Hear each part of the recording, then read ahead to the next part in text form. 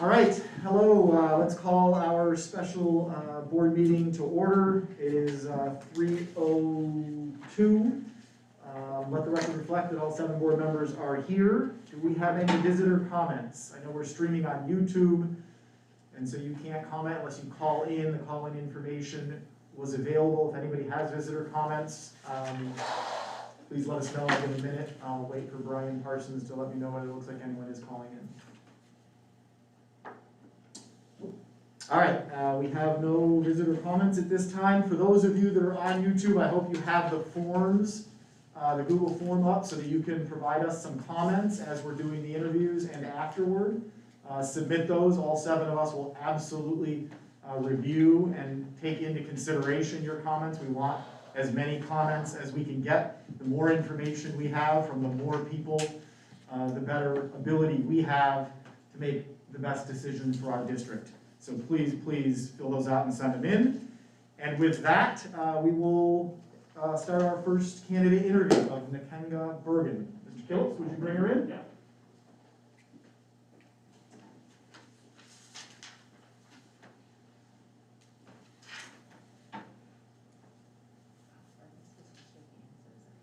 No shaking hands. I just want to make sure. Yeah, Dave's notes still say that. It is a little, That's why I wondered. yeah.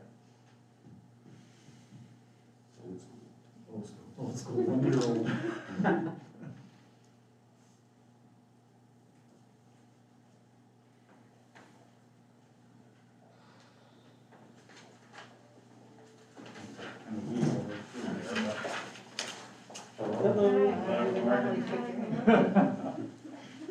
Right, I would like to introduce to the Board of Education Nkenge Bergan, who comes to us from the Kalamazoo Public Schools, where she is the Director of Student Services. Great. Nkenge, welcome. We've got our name tags on our plates in front of us. We have our interim superintendent, Mrs. Kadeski, is sitting to your left. And Brian Parsons, our communications IT director, is here making sure all of this streams well. Wonderful. Welcome. Thank you for having me. Yeah, so we want to welcome you to St. Joe. As you can probably imagine, we don't have public participation in person here this afternoon, but we do have an owl on the table that will pick up the sound well and is streaming out on our YouTube channel. Awesome. It even looks like an owl. Exactly. Awesome. So let me just briefly describe the format that we're going to follow. Sure. Obviously a little uncomfortable with our masks, so let's all try to keep our heads up and talk loudly to get and project through the mask. Interview probably will take about 75 minutes. We've got about 25 questions to ask of you, and we'll rotate around the table asking them. Toward the end, I'll give you an opportunity to ask us any questions if you have any, and to make a closing statement if you think there's anything else you want to add that hasn't been covered during the interview session. So choosing our next superintendent is a responsibility of critical importance for this board. We certainly know and understand that being a superintendent of a K-12 public school is an enormous and difficult job. And it's a unique job, and we need to find the right person for this moment to lead our district. And we're ready and excited to learn as much as we can about you during this time in this process. And so with that, let's get started. Awesome. Thank you. All right, so I get to ask the first question. Well, we've had the opportunity to review your application. Our online audience and the community has not. Would you please briefly review your background and describe what led you to apply for the St. Joseph superintendent position at this point in your career? Sure. So I began my quest in education as a student at Syracuse University. So once graduating from Syracuse and with my degree in inclusive elementary education, I taught at the elementary and high school level in a classroom special education setting. Moved back to the Michigan area and began teaching elementary, and really just had a desire for leadership. Really excited about instruction, curriculum, student success and accountability, and family engagement was really exciting for me. So got into educational leadership at Western, gathered my degree, went on to be an elementary principal in the Godfrey Lee School District. I served there also as the special education supervisor. It was a smaller district, so being able to do both of those things was relatively I shouldn't say easy, because it was my first leadership job, but very rewarding. From there, I went on to serve in 3 different middle schools, first at Muskegon Heights Middle School. Taking that position on was very exciting because they had been through 5 administrators in 3 school years.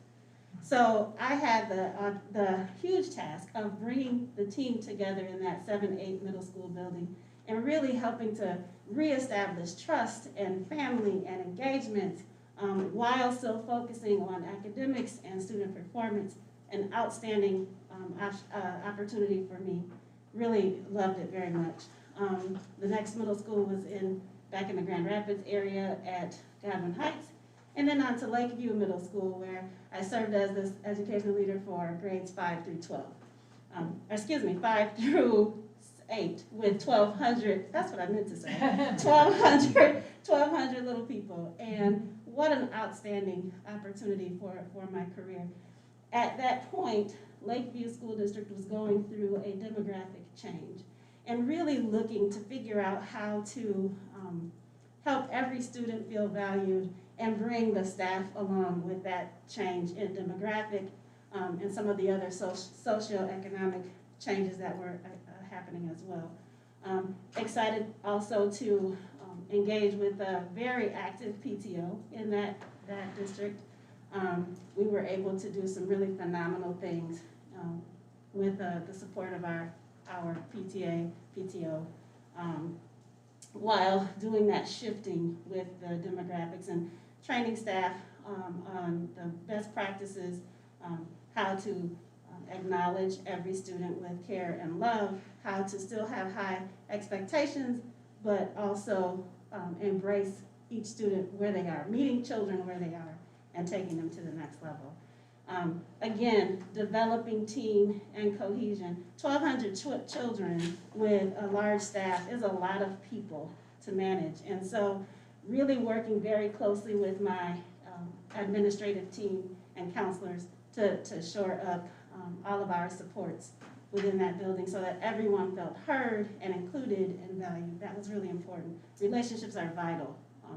And then from there, moving into the central office position, first as Director of Secondary for Kalamazoo Public Schools, and then as Director of Student Services for the district. These last 10 years I've been in those 2 positions in that district, and really have honed in on the culturally responsive education work.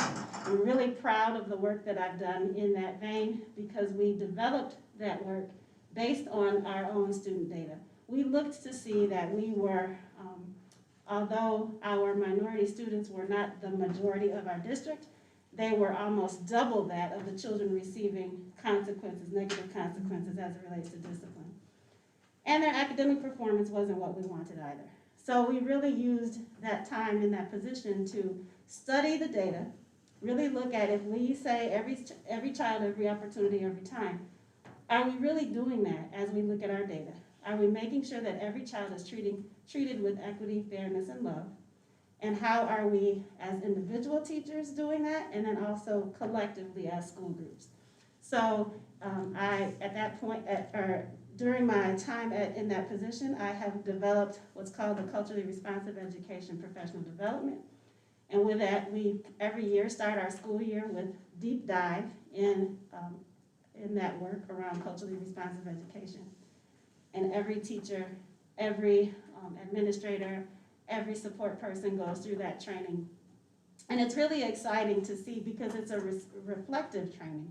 It's not a, let me give you a pack of tools to learn how to do this. It's really investigating your own implicit biases and who you are as an educator, what you bring to the table, and what goals do I need to set for myself so that I can address those areas that are deficit.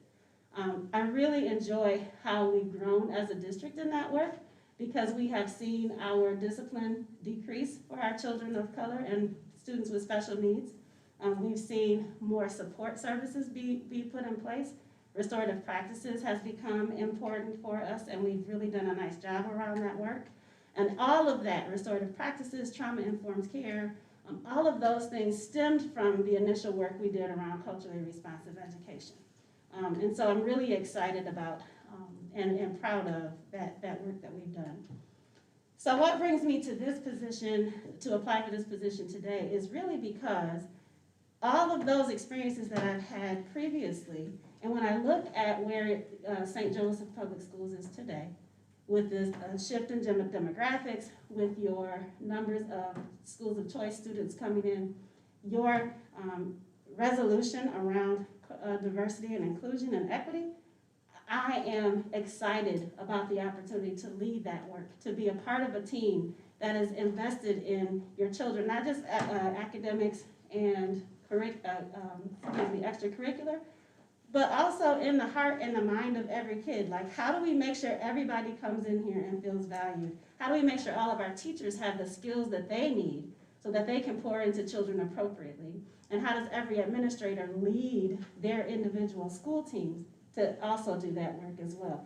Because everyone has a different level of work as it relates to diversity and equity and inclusion. We want to make sure the team has that ability to facilitate structures so that those things can continue within their school buildings. So that's what brings me here today. I'm really excited about my past and my experiences, but then also your rich history, this great community, and the opportunity to really lead that work. Oh, thank you. Nkenge, 2020-2021 school year certainly has been different than any other year on record, right? The global pandemic has affected everybody, and education is no different.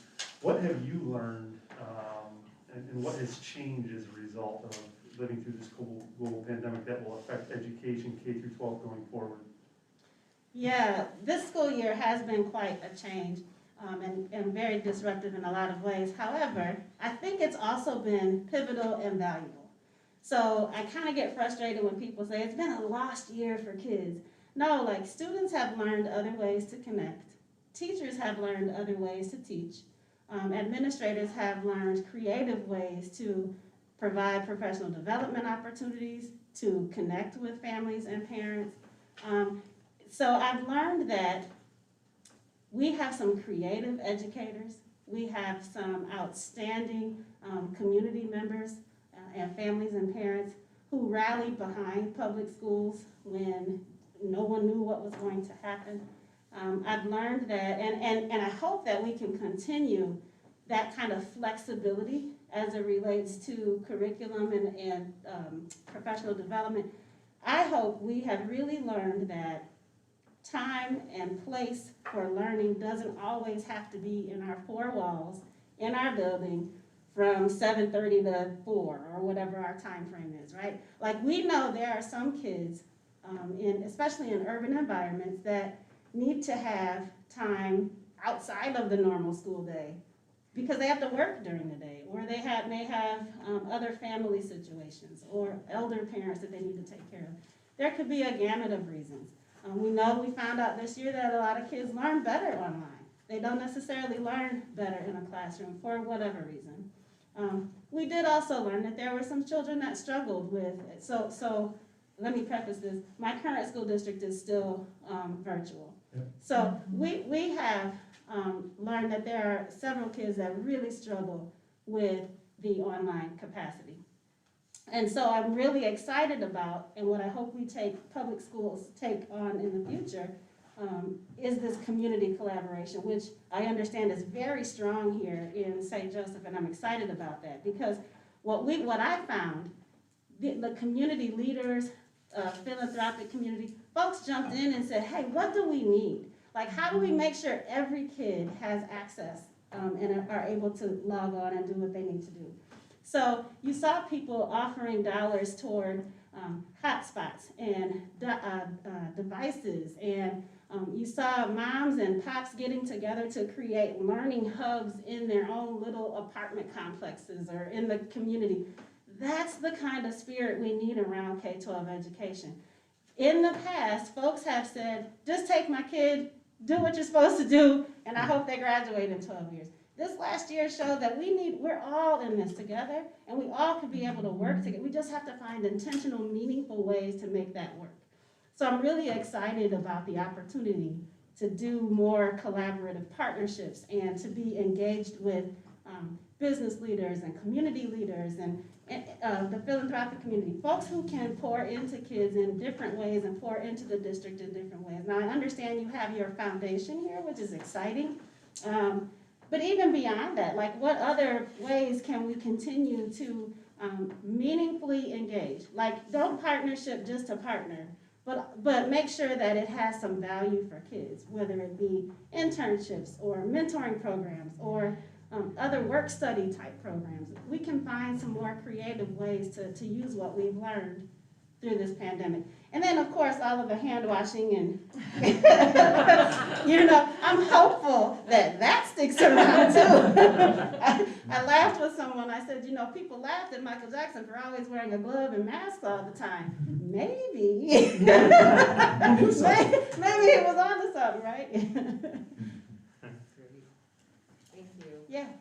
So what would you say that you believe are 2 or 3 long-term challenges facing K-12 education? I mean, COVID is obviously one. Yeah. And how do those challenges affect our school district at St. Joe here specifically? And how would you say your background and skills help address those issues? Okay, so I'm going to ask you just to go over that first part of that question. It's a long one. I got it. It's okay. So the 2 or 3 long-term challenges facing K-12 in education. Mm-hmm.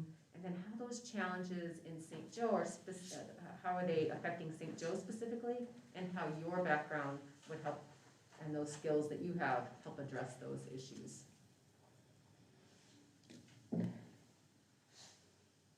2 to 3 long-term challenges.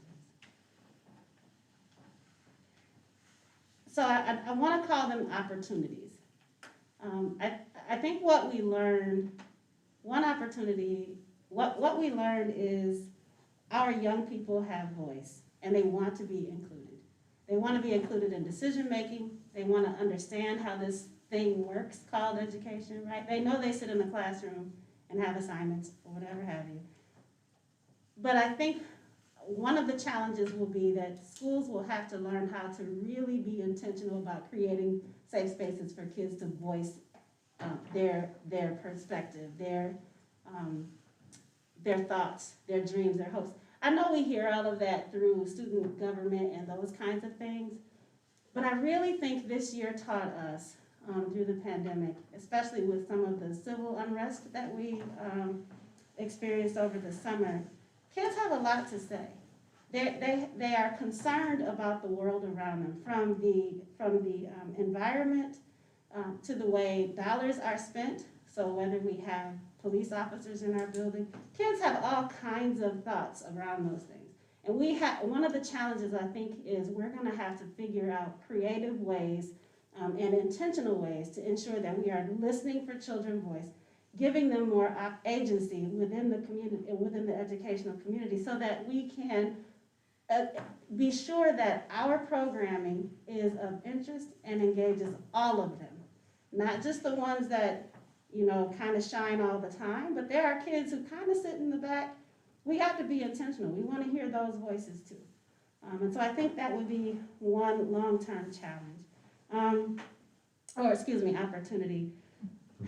I would say, we've kind of already dealt with the COVID piece, and I think that's going to be a challenge. So a byproduct of that COVID piece is this flexibility of learning, the fact that we have had inequities in our schools.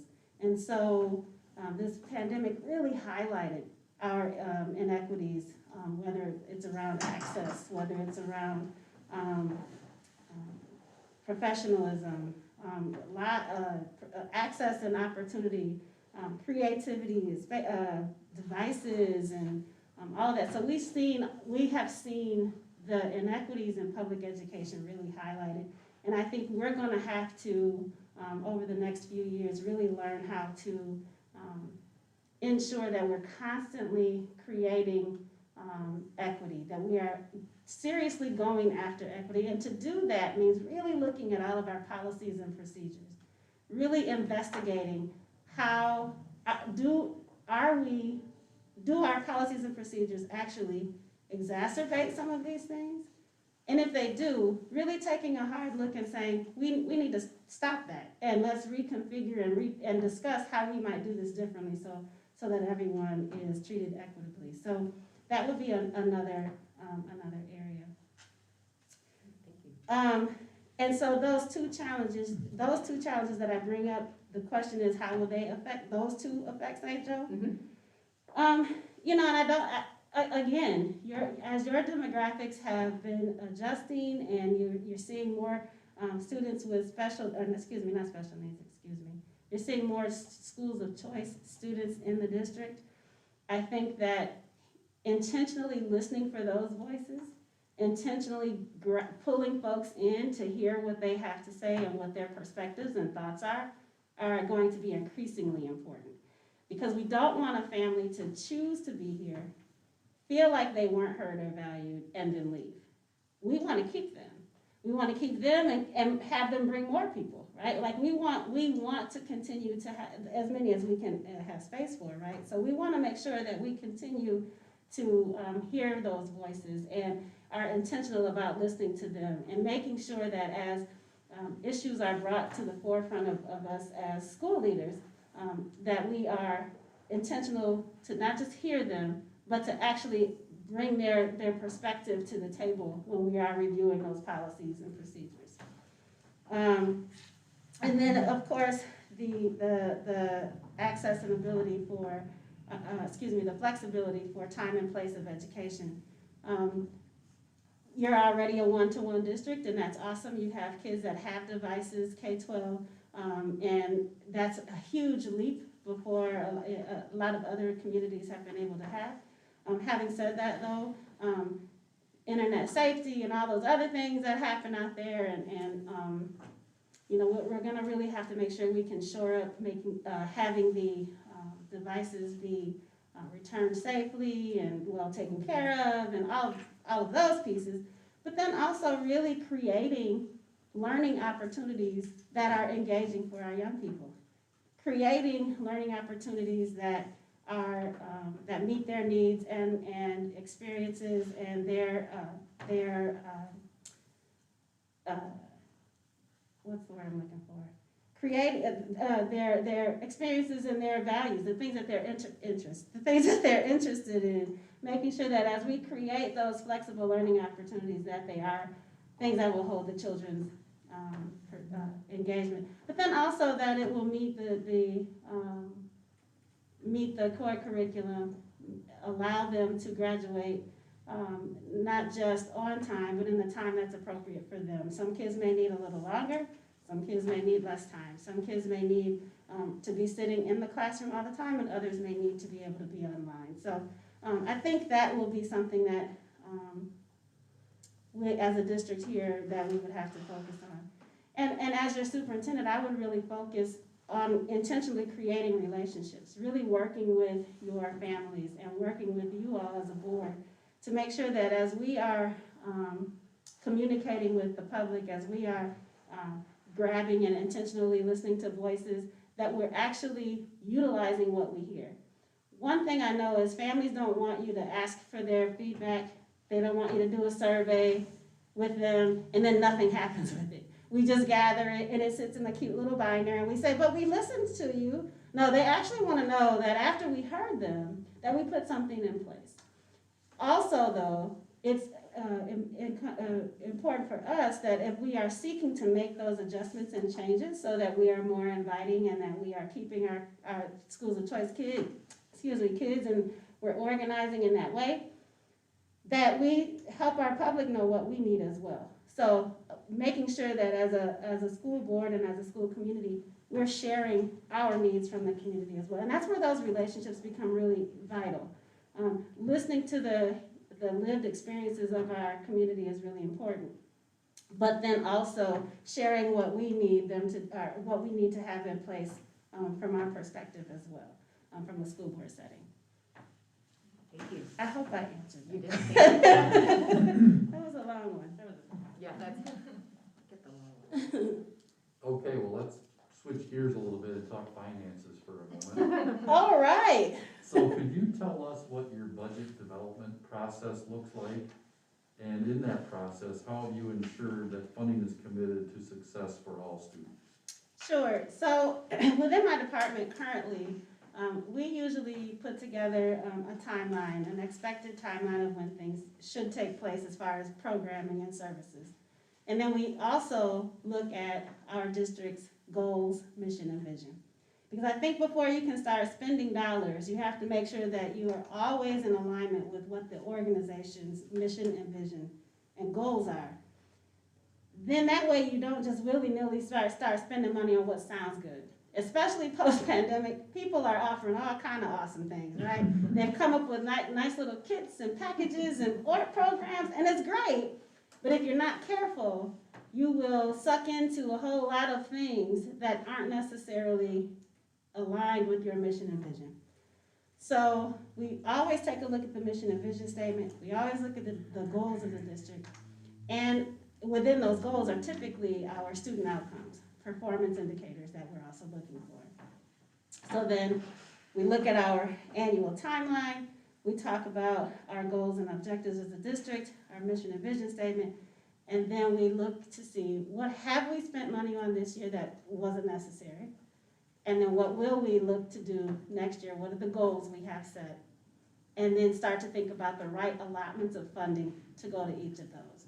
Then if there are grants that we can apply for to help supplement, or there are other ways that we can pull in funding to assist in some of those ways, we kind of throw those into the table as well and move those dollars around so that if I don't need as much of our general fund, but we can use this these other dollars to supplement or to pay for that program, and we utilize that.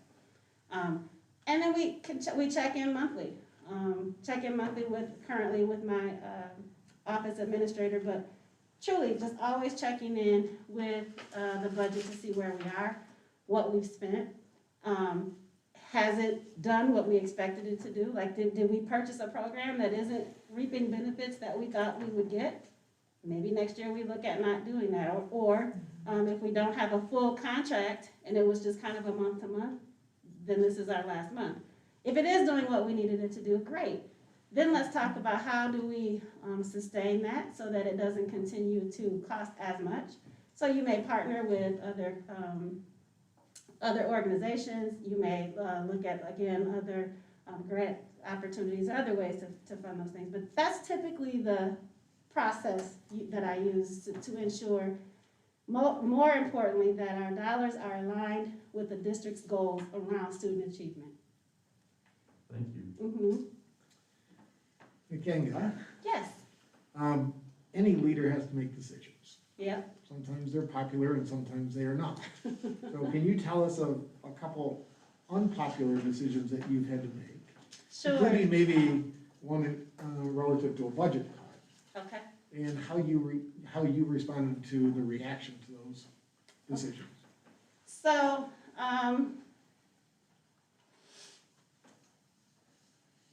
I don't know that I specifically have a budget cut decision.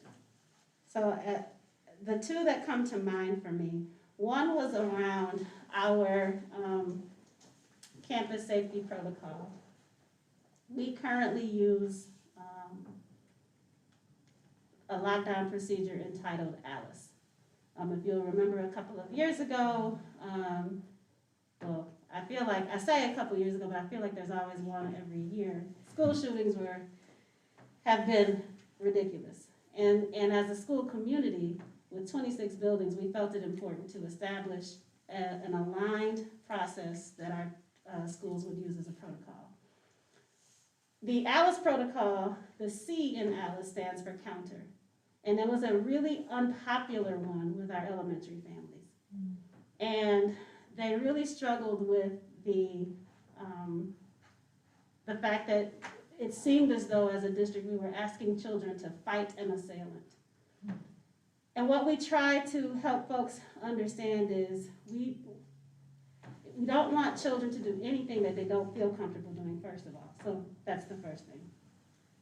But more importantly, we want to empower kids so that at any time when they feel as though that their safety is at risk, not even just in a very violent situation like that, But even just walking home, if somebody tries to grab you, we want kids to know it's okay to say no, like fight back and let folks know to leave you alone, right? And so we presented to the board. We had a really contentious couple of board meetings. Some parents were very, very upset with me specifically because I brought it. And you know, I'm a parent, so I don't take those things personally. I totally understand. People are sending their best to us every day, and they want to make sure that we're doing the best by them every day. And so as a parent, you're going to advocate like crazy to make sure your kid is okay. So I understood where the anger, the frustration, and the hurt was from the parents, and really just spent time communicating and sharing with them and retooling our message, right? Like when we first sent it out, it was just like, yep, follow this protocol. But we realized we had to go back and adjust the language we were using and adjust the way it was presented. So that was one really unpopular thing that was put in place, and that's how we responded. I'm trying to think of one that was around budget, and I really don't have one, but I will tell you the more difficult, probably. And it was, and I've learned a lot since this experience. When I got to Lakeview Middle School, there were teacher observations is really important to me.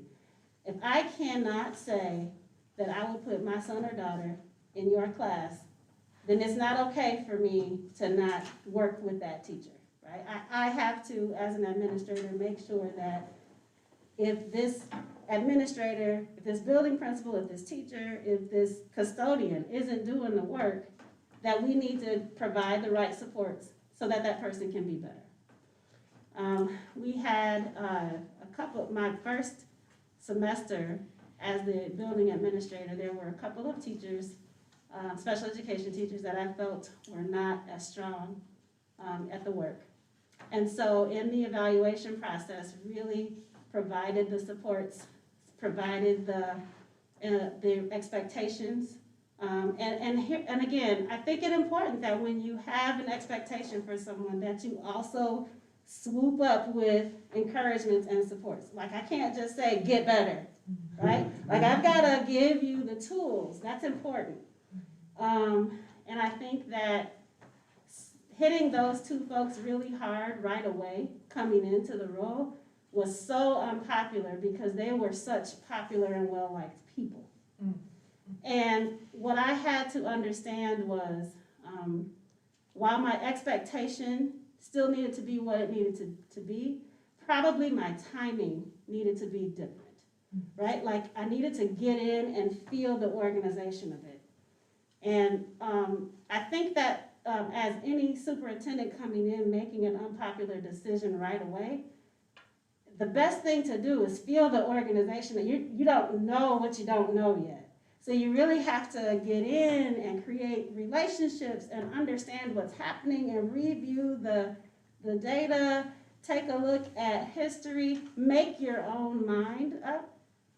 Because also coming in new, lots of folks have lots of suggestions and advice for you, especially around things like that. So I think it's important, and have learned since then, taking more time to feel the organization and gather your own data and really look for the right resources and bring folks with you, right? You have to bring folks along in those kinds of situations. And I think that it was unpopular for my building, and it caused quite a bit of a rift for a couple of reasons. I was telling them the demographics are changing and you all have to do better, right?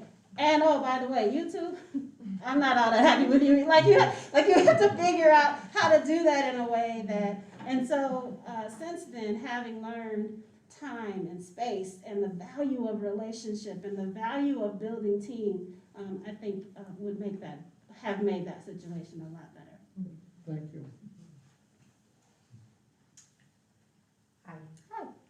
Again. What do you know about our district's climate and culture? Mm-hmm. And can you tell us, how have you worked to improve your district's climate and culture. Mhm. And take a moment to, get a little refreshed. We're talking a lot. And these masks, man, you start talking and it, okay. Mhm. Hang on just a minute, okay. All right. So climate and culture. Mhm. What I know is that your school community is very committed and proud of the district and vice versa. Like your community pours into you and subsequently you give good education to students. There's a trust value.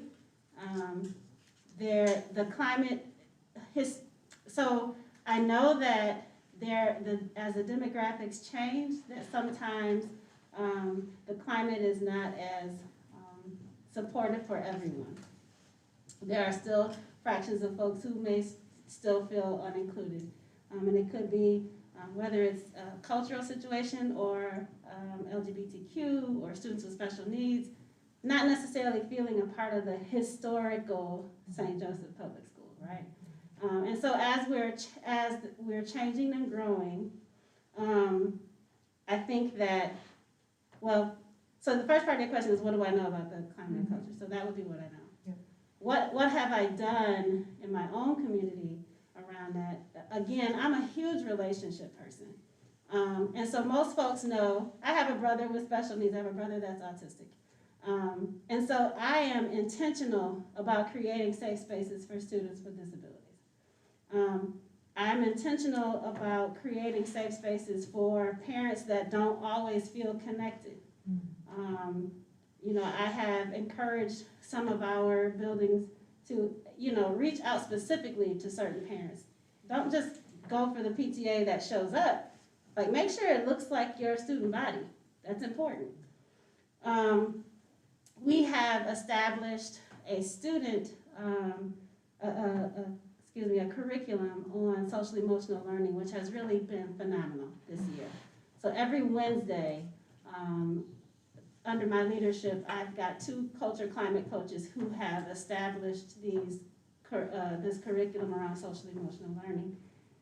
And I bring that up here because what we found is as teachers were delivering these really intentional lessons around the social emotional learning, social emotional skills that their students have, the teachers were starting to share a lot more and ask for how to utilize these lessons in a more, or that they have used these lessons in a more personal way. It's been helpful for them. They've been able to reflect on who they are in the classroom, etc. And so that's one thing that we've done to implement some support for our school culture and climate. But we have over the past, again, 7 years, focused on this content around culturally responsive education. And in doing that, we brought in professional development on trauma-informed care. I'm a master trainer in the area for adverse childhood experiences, so we've brought that work in.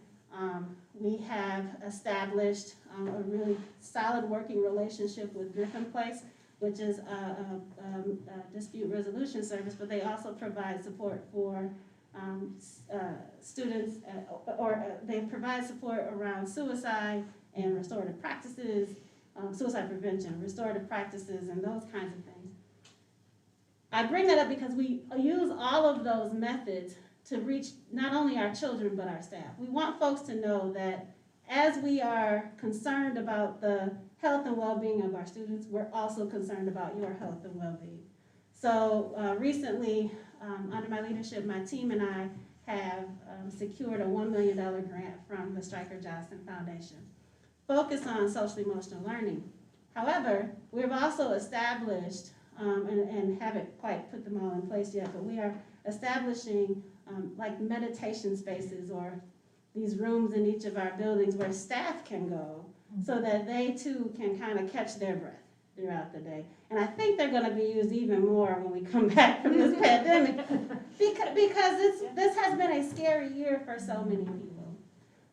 So the work around culturally responsive education allowed us to dip our toe into all of those other areas because as you're really thinking about the culture and climate of your building, you have to think, how does everyone's individual social emotional strength lend to our collective social emotional strength as a building?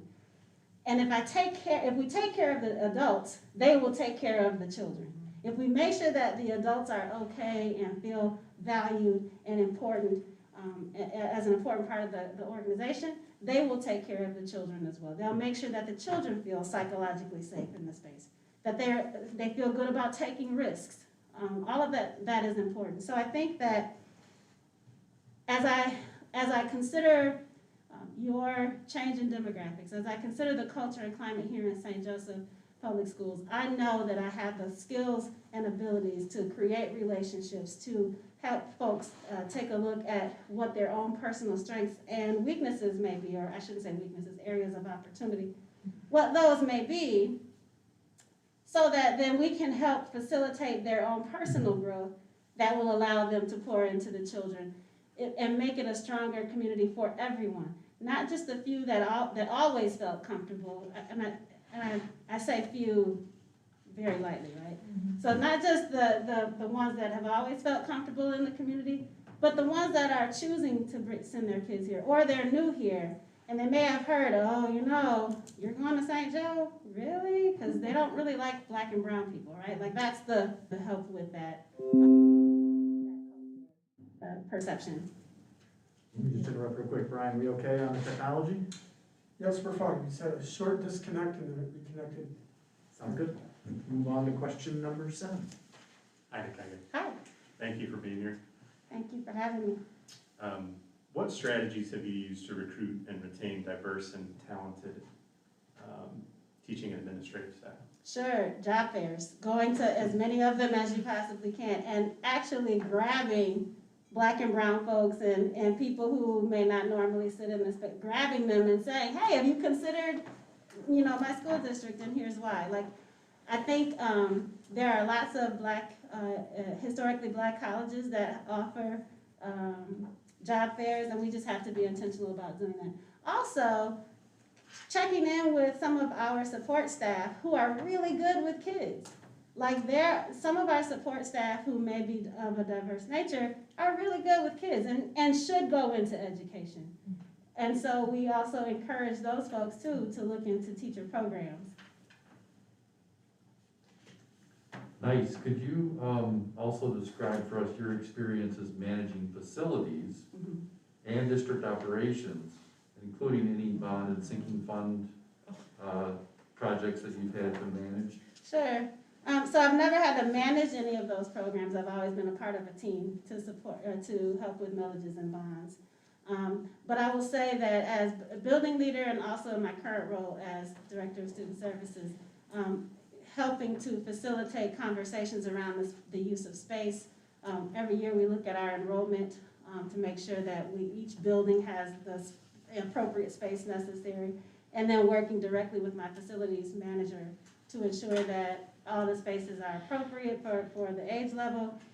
If we have to really talk about any plans what is the word that I'm looking for? Any plans for remodeling or readjusting, that we have those conversations based on, who we know is going to be coming into the space. Adjusting for, we recently reconfigured many of our buildings for a more safer entrance. Again, I spoke earlier about the school violence that we had seen. We noticed that schools were built so many years ago that they don't have a really safe entrance. And so we really worked to remodel those locations so that they are more safe, that there is the opportunity for the buzzer system and that kind of thing. And so doing that with working with the public, getting their thoughts on what those remodel programs should look like, talking with the administrator, working with our facilities director, and obviously our contractors, just to make sure that all of that is done appropriately. That is the extent to my engagement with that work. We have not had much more than that. Of course, as a building principal, you're always walking your building and and making sure things are working appropriately. So that would be the extent to my engagement in that work. Okay, yeah, we have in St. Joe Public Schools a very talented and more importantly, a very experienced set of leaders in our district. Yes. How would you take advantage of that talent and experience while inspiring inclusion within that team and motivate them to embrace your leadership style? So it is my understanding that the leadership team here is very strong, and that with in the last couple of years with the superintendent leadership not necessarily being there for them, I think it's important to create first to listen to where they are in their journey as leaders, and to hear what their thoughts and perspectives are on their operations as a team and then individually. And then I think just the focus on relationships and helping to pull out exactly what is it that each of these folks are strong, what area is considered a strength for each of these people. I think when you have such good synergy, that it's important to really celebrate those areas that are strong within each individual person. Everyone has a strength in something that adds to the whole team. And so I would really spend time getting to know what those strengths are and then celebrating them and then leaning in on those as I'm learning the community, as I'm learning the organization, leaning in on where those folks are strong and listening to their thoughts and considerations. At the same time, as we are trying to create synergy as a team under my leadership, it would be important that we do things like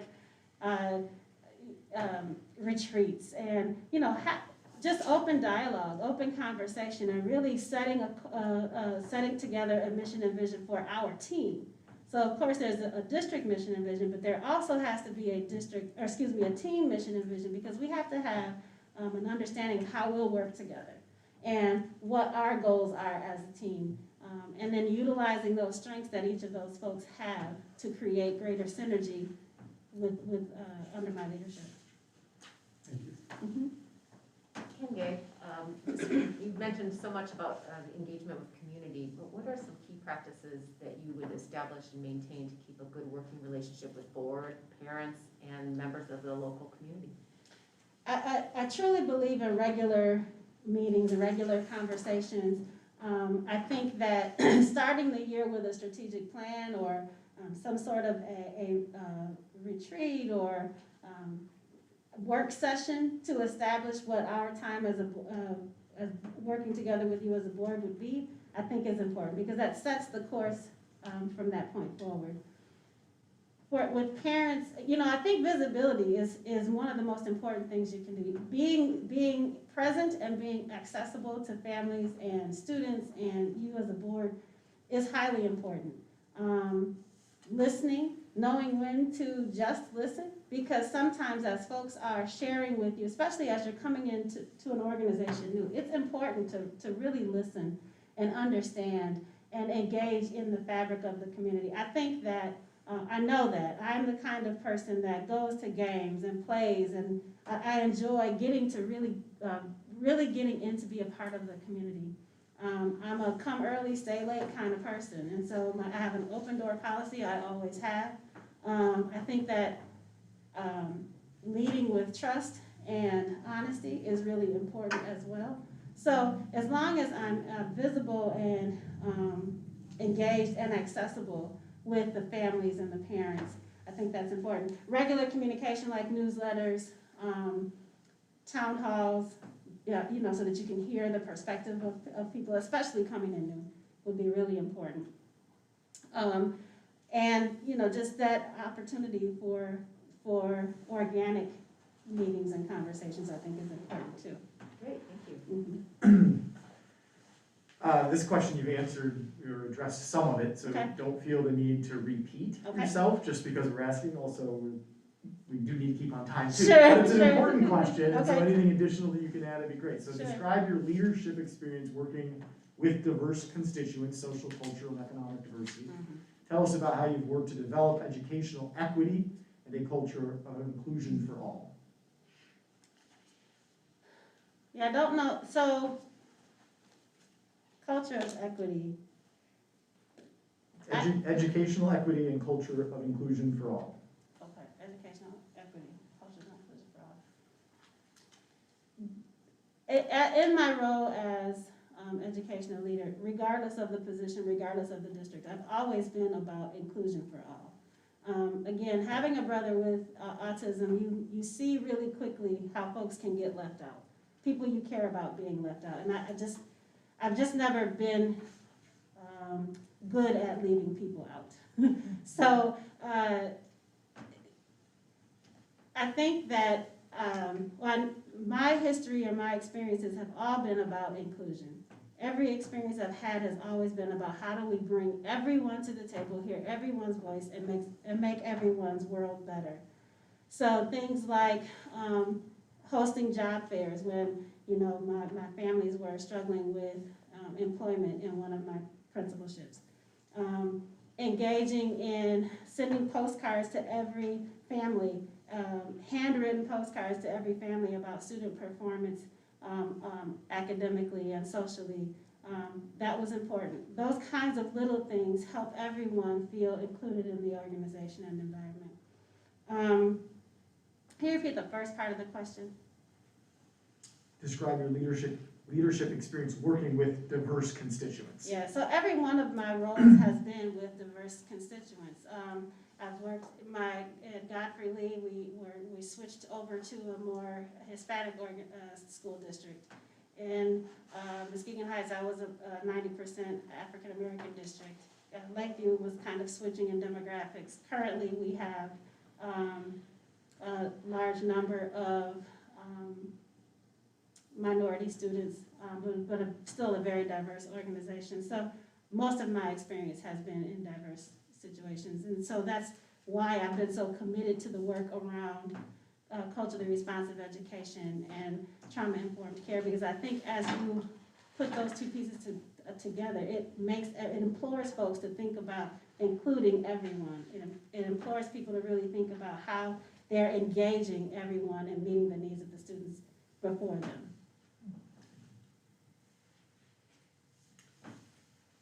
Can you provide us with an example of a time in your career when you made a mistake, received constructive feedback, and were asked to take corrective action? And there's another part.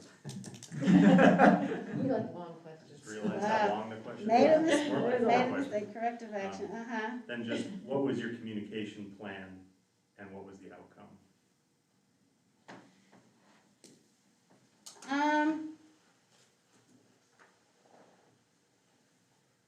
So as a lifelong learner, if I make mistakes, I often have to go back and make things correct. And I think any good leader is okay with the constructive criticism, because that's how you get better.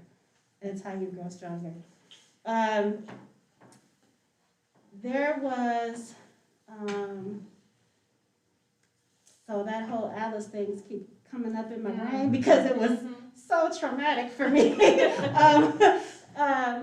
I think that was a moment where it was like, hey, your communication was just so harsh and abrupt that it didn't really meet the needs of the folks you were trying to communicate with. You're gonna need to go back and make that right. And it happened at a time where we were searching for our own new superintendent. So we had an interim, but really each of us in senior staff kind of were leading in our own areas without that specific oversight other than our board. And so when I got that constructive feedback, you know, I really pride myself on my ability to communicate and make tough decisions and be okay with the fallout. But I wasn't okay that so many families felt like I wasn't looking out for the best interests of their children. So to have to go back and hold an open forum and kind of allow for 90 minutes to be shot at, to allow that to happen, but then to be able to rebound and say, hey, you're right, we made a mistake, it didn't come out the way it should have, and here's how we plan to move forward. That would be probably the best example that I could give of that. Good, thank you. I'll try to keep the question short for you. Okay. You got the short one. Tell us about the development or implementation of educational change or reform that you initiated and it improved the success for students. So years ago, and both of the last two middle schools that I was leading for, both at Godwin Heights and at Lakeview Middle School, we instituted what's called a flexible block schedule.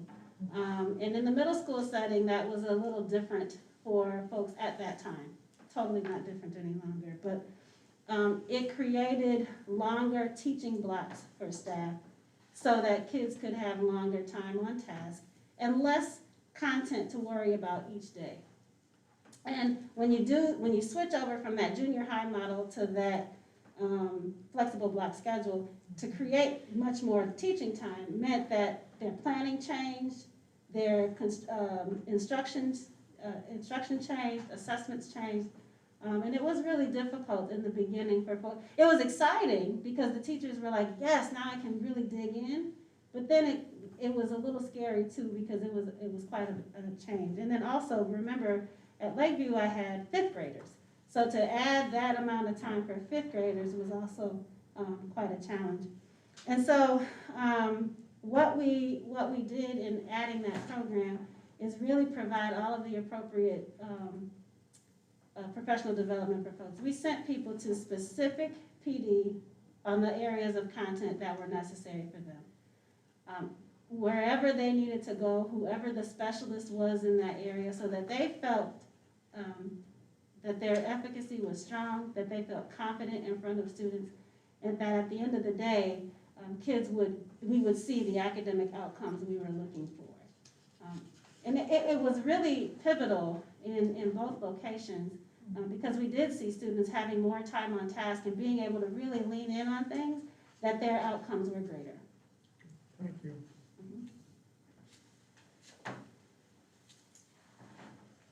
This is all about communication. Okay.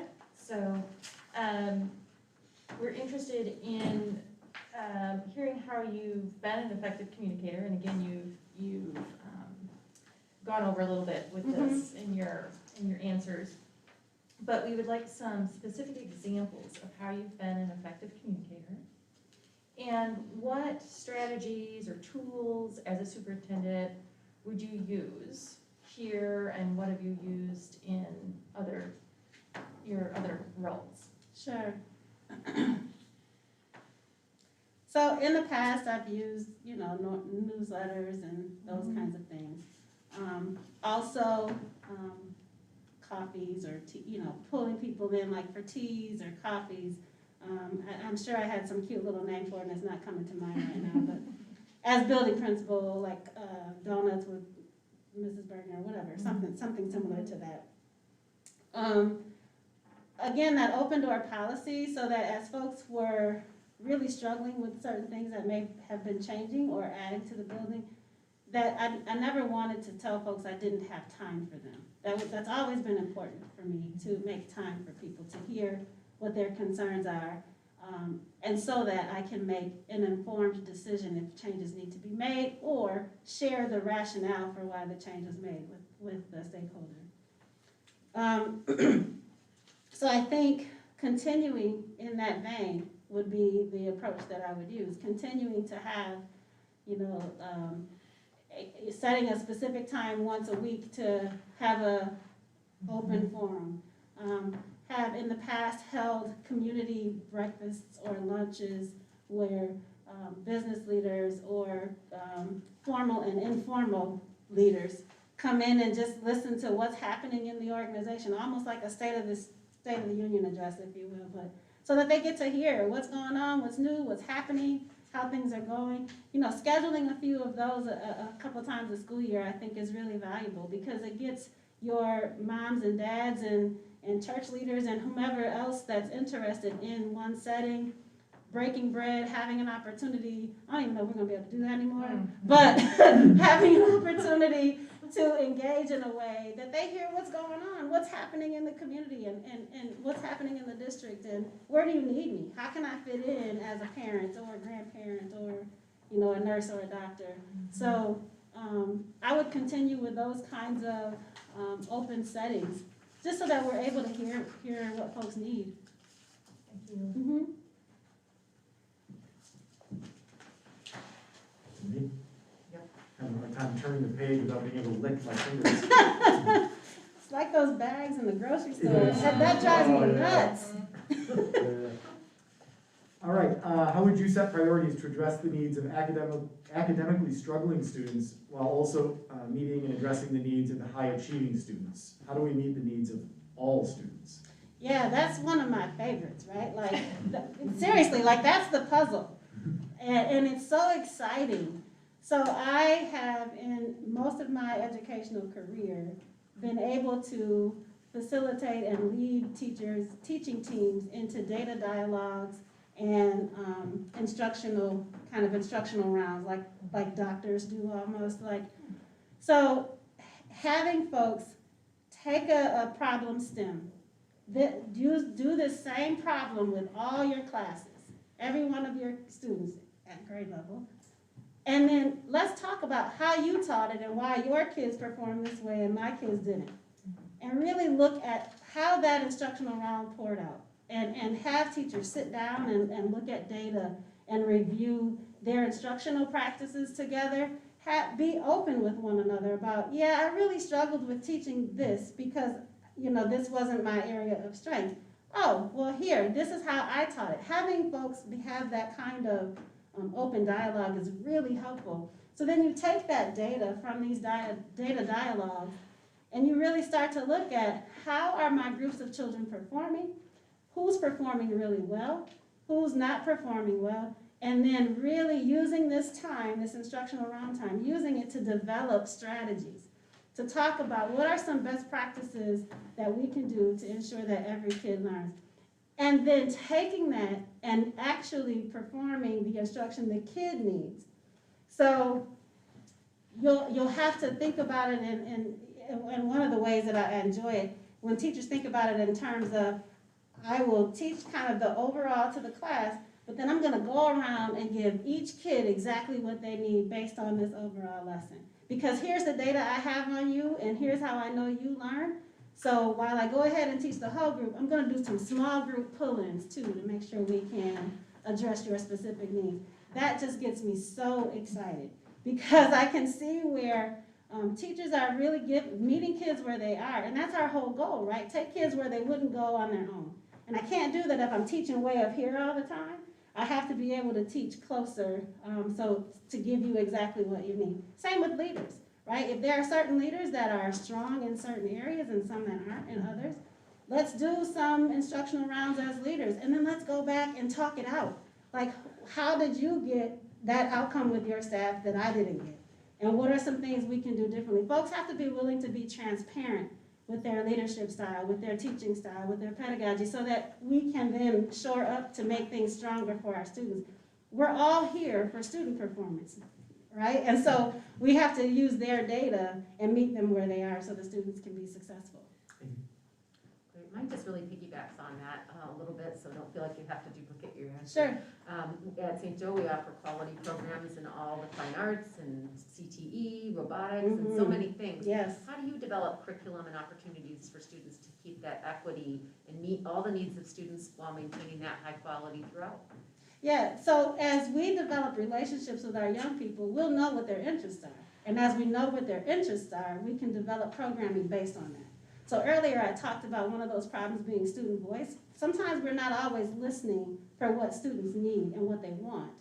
So as we create those structures to allow us to hear them better, and as we get to know our kids better, which is why I'm really excited about morning meetings and all the SEL stuff that we've been focused on, because as teachers get to know the kids sitting in front of them, and as leaders get to know the staff sitting in front of them, genuinely get to know them, then programming can be established based on what we learn about kids.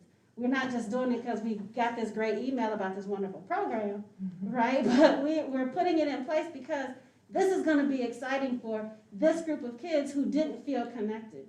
I love it when folks take the lead in things like creating robotics clubs and drum lines and all these, because this is a group of kids that would love that. And let's go ahead and, even if it's just 3 kids, it's enough to say we've started something that is valuable for these young people, and it can grow from there. But again, it starts with the relationship aspect. Great, thank you. Mm-hmm. Can you tell us about your community and volunteer activities and how you've collaborated with the community? That's one of, as superintendent, you're the ambassador for your district within your community, right? And so I'm really excited about being able to engage with community. Currently, I sit on the board for what was Community Mental Health. It's now Integrated Services of Kalamazoo. I'm also part of the program committee for Griffin Place. And I do those things because I am a strong servant leader. I think it's important to serve the students in the community that I'm leading. And so in the work in these organizations, I've done some work with United Way, our local YMCA, our local YWCA, all because I want to make sure that as kids come to me and families come to me with needs or deficit areas, I can say, I know a guy. Right? And be able to pick up the phone and say, hey, I've got a family that's struggling with X, Y, and Z. What can the Nature Center do for me? I've got a family struggling with housing. How can HRI assist me with this family? So when I go to meetings and social, whether they're social or professional, I'm always looking to see who the formal and informal leaders are so that I can connect on behalf of the district. Not on behalf of Nkenge, but on behalf of the district, because I want to make sure that as needs arise, that we're able to fill them. And then they usually, the outcome is usually some sort of outstanding partnership that's a give and take between the district and that community resource agency. So that's a part of the job that I think is highly important. And there's that visibility and relationship piece again that I think adds to that area. Mm-hmm. You talked a bit about professional development earlier. Yes. I have another question related to that, which is, how have you evaluated, targeted, and measured professional development to improve teaching and learning, specifically with an eye to diversity, equity, and inclusion? We have the ability to do post surveys once a professional development opportunity is over, so that staff can give their feedback. Years ago, we used to just hear oh, that was great, and be like, oh, okay, great, we'll do more of that. But now it's like we get that real feedback, that documented data feedback, which is really helpful because it helps to develop where we need to go next. We also look at student performance.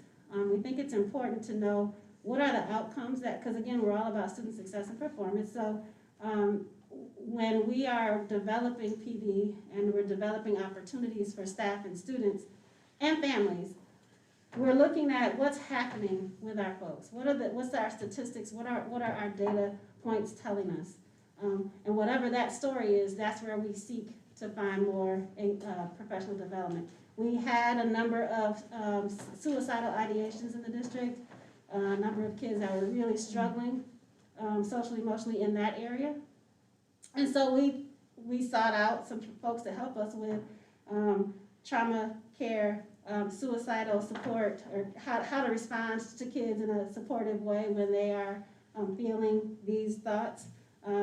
So just really looking at our data, looking at our story, what's happening in our community, what's happening with our kids, and then finding the experts in the area that can help us with that, and aligning the professional development times so that folks can engage in that way. That's been really, really helpful for us because and also, let me also say this, offering a menu of professional development, especially at the beginning of the year. A one-size-fits-all approach with professional development for professionals who are really good instructors, it doesn't necessarily work. You have to meet not only our kids where they are, but we also have to meet our adults where they are. So providing various learning opportunities also has been helpful. Thank you. Mm-hmm. Nkenge, another one. And again, you brushed on this already. How have you structured your time to be available for staff and district families while staying on task? There's a lot of just daily duties, right, that need to get done, and responsibilities of a school leader. How much time do you spend in each school, and in the classroom and in the community? The formula that I use is always kids first. So I'm always available and accessible for children first. As a building leader, as a superintendent, I think it's important to get in classrooms. I think it's important to be visible in the school community. Be available at sporting events and visible at community events, plays, and all of those kinds of things. I think that's really important. The formula that I use really is following my heart, listening for the need. Where families have called and said, hey, I need you right now, this is a real concern for me, I take the time to respond to that. Where board members have called me and said, I'm really concerned about this, that, or the other thing, I spend time investigating their concern and following up with them. But during the school day, as kids' needs arise, I try to be available there first, and then making sure that everything else is taken care of. I'm the kind of school leader that never shuts off my cell phone. Like I'm struggling right now that it's in my car. And I did that intentionally because when you have stakeholders that depend on you to provide support and resource and care, I don't take that lightly. It's important for me to be available and accessible. And when I don't have an answer, research it so that I can get back to the folks that need the answer. So I'm 7 days a week, all the time engaged. If I see a kid that I go to church with that's clowning, I will snatch that kid up in church and have that conversation because it never ends for me. I'm a perpetual 24/7 educator, and it's important for me that every kid is successful. Tell us about your experiences and ideas for engaging students and families in setting priorities and building a more equitable school environment. Can you repeat that? Yeah. Tell us about your experiences and ideas for engaging students and families in setting priorities for building a more equitable school environment. It will be imperative to hold things like stakeholder meetings and town hall conversations and luncheons, whatever is going to be necessary to make sure every voice is heard, to make sure that you spend the time establishing structures where every school leader has a keen eye and understanding of everyone in their care. So ideas would be like those regular forums and meetings, those conversations with families, bringing people in to set course, establishing a strategic plan that everybody is a part of, and being intentional about setting, inviting folks from every demographic, folks from every stakeholder group, so that all the voices are in the room as we're creating the strategic plan, and then revisiting that plan on a regular basis. Like going back to check in, hey, this is what we said we would do, are we doing that? And if we're not, what are some ideas that you have to kind of help us close the gap? Those would be some of the ideas that I would put in place to make sure that we're setting equity as a priority. If we don't hear and know, if we don't understand the needs of all of our stakeholders, then we tend to not even include them in the planning. And I think it's important right off the bat as a school leader to establish open door policy where folks are listening, or sharing their perspective on a strategic plan. Thank you. And what specific processes have you used with new students in your district, whether it's school of choice or students that are just new, moving to the area, to introduce them to the school and support them during the transition? Yeah, so I really am about the system of setting up the whole enrollment process and getting kids engaged. I've not necessarily been in the individual schools as they have set up their student transition process. As a building leader, I've done some student transition process by having programs like Web and Link Crew available for kids, and those are transition programs that are student-led. So students bring kids in, they show them the ropes, they tell them how things go here, they give folks a t-shirt, they talk kids through being new, and they kind of buddy up with them. What I would do as superintendent is make sure that every new family coming in had that personal touch, that tour, attach them right away to that school leader that they're going to be a part of, and set up that first initial meeting so that everything has a positive spin to it, that everything is about, hey, we're so glad you're here. We want here's what we're proud of ourselves, and here's what we hope that you are coming to us with, and how we can help to learn and grow together. Can you describe to me three important, or a couple important and potentially creative ways to meet our students' social and emotional needs post-pandemic? I know you touched on a few of those. Yeah, I think setting up that regular time to check in with kids. We have found so much benefit in morning meetings with students, and even our secondary. And I say even our secondary because many times secondary teachers just jump right into content, right? We want to slow folks down and start the morning with, how's everybody doing?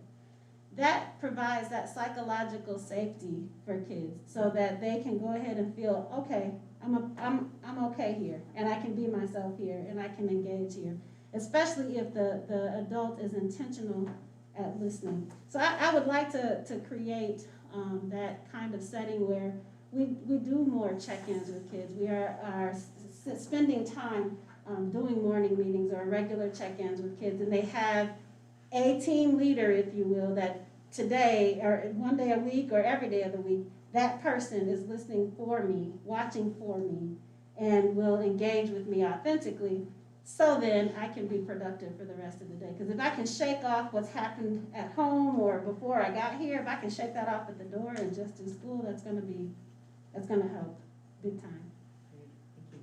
Great. To reach more customers. Sorry. So I want you to be real specific with us about why you're the right person to lead our district right now at this time. I have the energy, the ideas, and the experiences to lead this district right now. Having been the director of student services for the time that I've been able to see school leadership from my little corner of the world, but then also the entire ball of wax, if you will.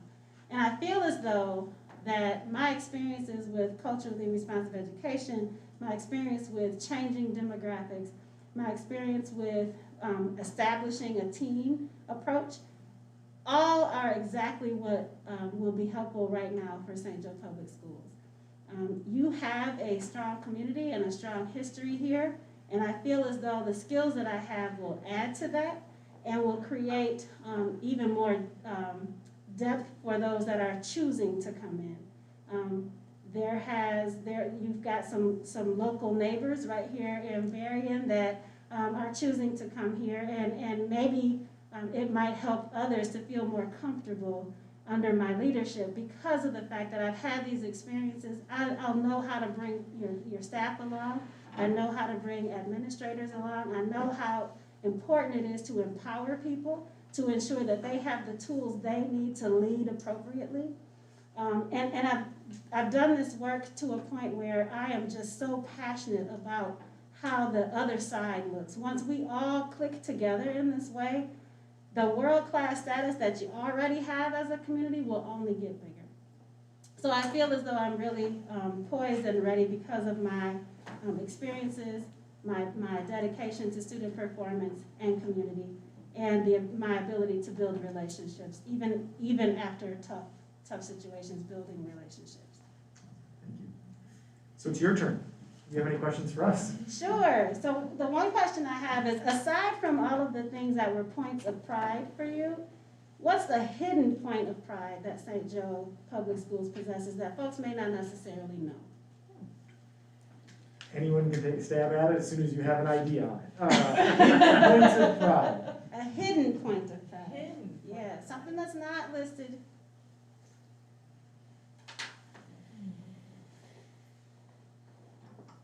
Okay, you needed to email us that question before. Yeah. Kelly, you got any I ideas? think it's the hidden part, because I think sometimes there's undervalued, you know. All right, answer it that way, go with So the I'm gonna go undervalue. with that. Go with that, that's great. I know we got a little publicity on our teachers being so highly rated, but I think we underestimate, especially this last year, the incredible commitment of our administrators and staff and how hard they work.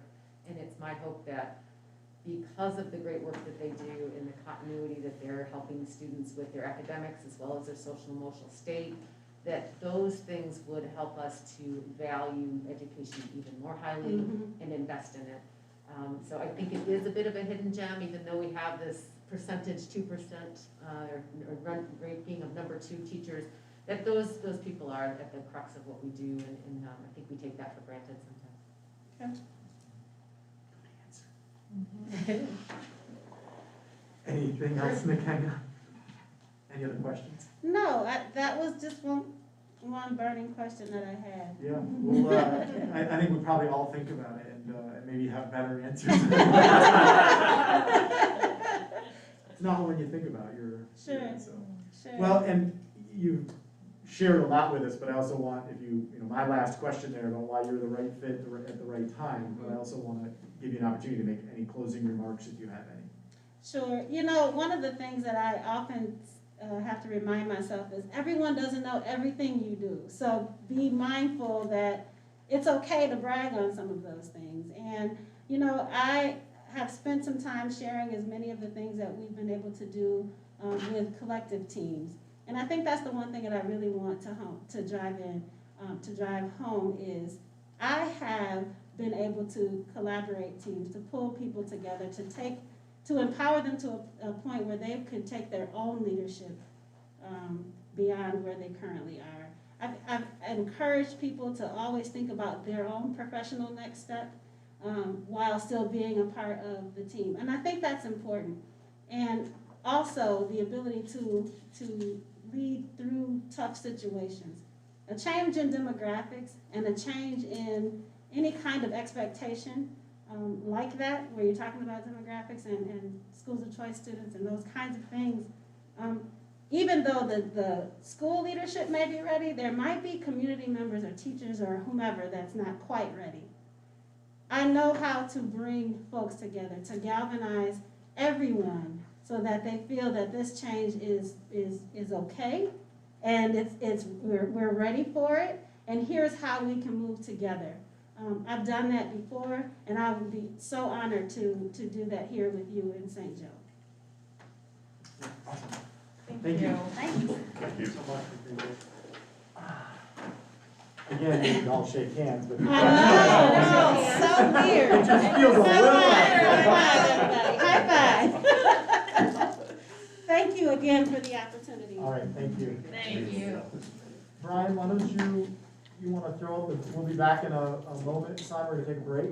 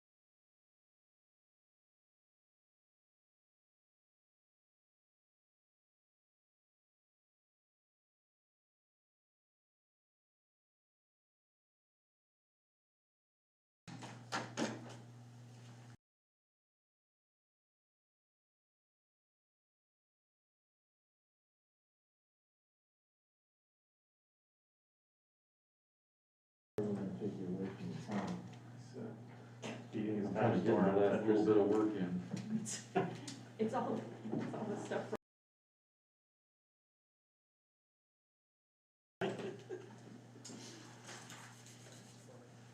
We already took care of you, Greg. Oh, you already got two. We check your Like mic here. like I told Mr. Blomgren, I'm still gonna introduce him because I don't know who's watching online and so forth. So this is Greg Blomgren. He's a high school principal at St. Joseph High School. Welcome, sir. Thanks, Dave. Welcome, Greg. Thank you. We would normally, shake Elbow. hands afterwards. Yeah. Stuff we do with all the kids these days. Exactly. So, on behalf of the Board of Education, welcome to your home. Yeah, I think I've been here before. Yes. I'm going to briefly describe the process we're going to go through. So the interview's about 25 questions, take about 75 minutes. Toward the end, you'll have an opportunity to ask any questions if you have any of us. I'll also give you an opportunity to make a short closing statement if you'd like. Reminder for the public watching on YouTube, there's the link. You can make comments to provide input to us, and we want you to do that. And Greg, one of the things that's important here is we know choosing our next superintendent is a critical responsibility for this board. We know that superintendent of a K-12 public school is an enormous and a unique job, and we need to find the right person for this moment to lead our district. We're ready and excited to learn more about you in this setting, as opposed to the setting as our high school principals. So let's get started. All right, while we have had the opportunity to review your application and know you through your work in the district, some of our online audience may not. So please briefly review your background and describe what led you to apply for the superintendent position here at this point in your career. Right. Well, first of all, I want to say thank you to the board and to you for the opportunity to be here, to sit in front of you and to talk about my dream and the potential of leading this district. So first of all, thank you. As a high school student, if you would have told me I was going to be a teacher, an administrator, and now potentially seeking to be a superintendent, I don't think I could have had that vision as a high school kid. Like many of our kids today, I don't think they know maybe the path they're headed down. The reason why I sit here in front of you today is because of the opportunities that educators gave to me along my path. It's because of the people that we now are as adults, it being the reason why I sit here in front of you today. I firmly believe that public schools and my relationships with the individuals that mentored me along the way is again the reason why I am here. I grew up with a single mom in Des Moines, Iowa, a very diverse community in the city of Des Moines, somewhere that as you think of places across the country, you might not think of Iowa as being one of the most diverse states in the country, but in Des Moines we certainly were. And so I had tremendous amounts of experience growing up in a diverse setting and in a diverse community with a single parent. And so those mentors and those relationships for me as I grew up were critical to my opportunity to continue to grow, to become a young man, to have the opportunity to go to college, and then to get into education. So my path in education then began in Milwaukee, Wisconsin, where I spent a short period of time as a long-term substitute with just a simple biology degree, and realized I had a passion for wanting to engage with kids and provide the same opportunity to kids that had been provided to me when I was young. And so I went back to school to pursue my education degree, received that from Wisconsin Parkside, and began my teaching career in a private school setting in the suburb of Milwaukee, Catholic Memorial. From there, back to Iowa to pursue the original passion of staying engaged and involved with basketball, which was what got me to the point where I got college opportunities. Sought out my first head coaching job back in the state where I had connections and networks. Took that opportunity, uprooted my, at the time, recent wife, married to a Michigander, and forced her to go to Iowa with me for a couple years. While there, she was constantly pursuing opportunities to get back to the Southwest Michigan area. Her father is a longtime band retired teacher, Jay Crouch from Brandywine High School. Had always kept his eye open, and Dowagiac popped open. It was that point that I drove 7 hours, spent a day with Bob Follett, who was the athletic director in Dowagiac at the time, since retired. And as I went back to my in-laws and swam in the pool that afternoon after interviewing with them that morning, they called and offered me the job. Michigan pay in education compared to Iowa pay was a significant increase, so I jumped at the opportunity to come to Dowagiac to be a science teacher and basketball coach. From there, it was a great experience, a very diverse community in Dowagiac, opportunity to work with some unbelievable kids, very similar to some of the students and the population that we're seeing trend towards St. Joe Public Schools now through School of Choice. Enjoyed my time there and had an opportunity to pursue bigger challenges and a greater opportunity in St. Joe, and that's when I came here to be the boys basketball coach of the Dean of Students. So that's kind of the path that has led me to this point. At St. Joe, I've been fortunate to be given increasing responsibilities over my time here in the 11 years that I've been here. Started as the dean, worked to the assistant principal, took over the principalship role, and now I'm pursuing to become a superintendent here in St. Joe Public Schools. So that's my path. The MBA dream never came true, so I'm in education. Greg, 2020, 2021 school year has certainly provided challenges. How have you led as a leader during the pandemic, and what have you learned that you think will change K through 12 education going forward? Yeah, I think we probably have the cleanest buildings we've ever had in education right now, right? I mean, so that's something that's obviously come from this. Carrie, have you figured out how to keep the fog off your glasses? No, I'm constantly taking them off. No, I can't get that one figured out either. But in all seriousness, I think what this has brought to education and the challenges it has brought is it's taught us the importance of being flexible and the need to be able to adjust in our programming and what we do as educators. We have been asked this year, over the last year, to do things that we could have never envisioned or planned that we would be doing in K-12 education. So there has been lessons learned. There has been great things that will come of this. It hasn't been easy for any of us, but I think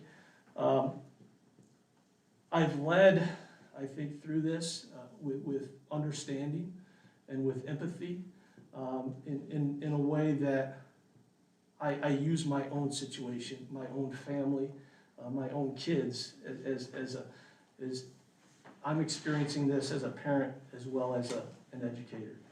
And I think that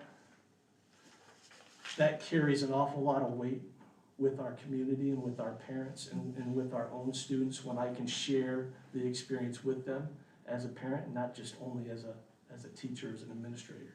So I think that's been a tremendous asset for me to have going through this time.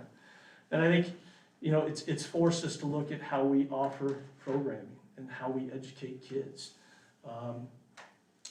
The online capacity of what we do in K-12 education, I don't think will go away at this point. It's something that's always going to be there because of what we've experienced with the pandemic. And I think we've stepped up and done some really innovative things here in a very short period of time to try to meet the needs of the kids who are seeking that and families who are seeking that as an option. So I foresee that continuing moving forward. Thank you, Greg. I have a kind of two-part question. So what do you believe are 2 or 3 long-term challenges for K-12 education? And then how do those challenges affect St. Joe specifically? And how would you say your background would help you address those? So the K-12 challenges. I know, it's long. Did you get that all down for me? Yeah. You got a pen there if you need Two some or, notes. yeah, take notes, no. A couple of long-term challenges for K-12, and how those challenges specifically are gonna impact St. Joe, and how you would address those given your background and skills. Yeah, I think, so if I'm gonna list 3 challenges that are a result of this, you're looking at, I think, a challenge that exists no matter where we are in our time, and that's continuing to meet the programming needs of all kids. I think that's something that we continue to strive to do. Every year, I think every school district has that plan and that passion to pursue that. Easier said than done. I think resources are necessary for that to take place, but I think programming to meet the needs of all kids is definitely one. I think equity is a piece that we continue and have recently, I think through this whole pandemic and COVID challenge, one of the things that has become clear in education is that, and this is just St. Joe, this is across the board in our county, in our state, across the nation, is that we weren't equitable with all kids. We weren't meeting the needs of all kids, and I think that has become crystal clear through this pandemic. So finding ways to break down the barriers, to take down the fences and provide equity for all kids, I think is a long-term challenge that we're gonna continue to face. And then I think something as you look across the state, when you look across the country, where do we get our educators from? How do we recruit and how do we retain individuals to do what we do? Because it's, in my time here, when I first came to St. Joe 11 years ago, I would sit in on interviews for a math teacher or a history teacher, and we would have 30 to 40 candidates for those jobs. We're lucky at this point if we get 6, 8 candidates for jobs, and depending on the subject, it's less. So how do we build the pool of candidates in education, which is bigger than me? It's something that we have to address at the state level, at the national level, with our colleges and universities, so that we can get a bigger pool of candidates, so we can get more diverse candidates out there, and so that we can bring some diversity into our staff and our community to help with the kids that we are bringing in as school of choice students.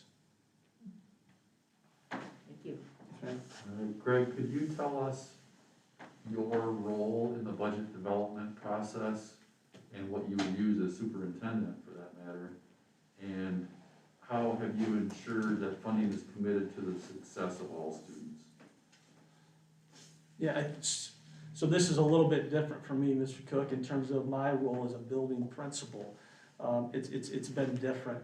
My responsibility for the district in terms of budget and finances has been to keep my staffing level and to try to continue to provide the amount of programming that we offer without increasing costs with staff.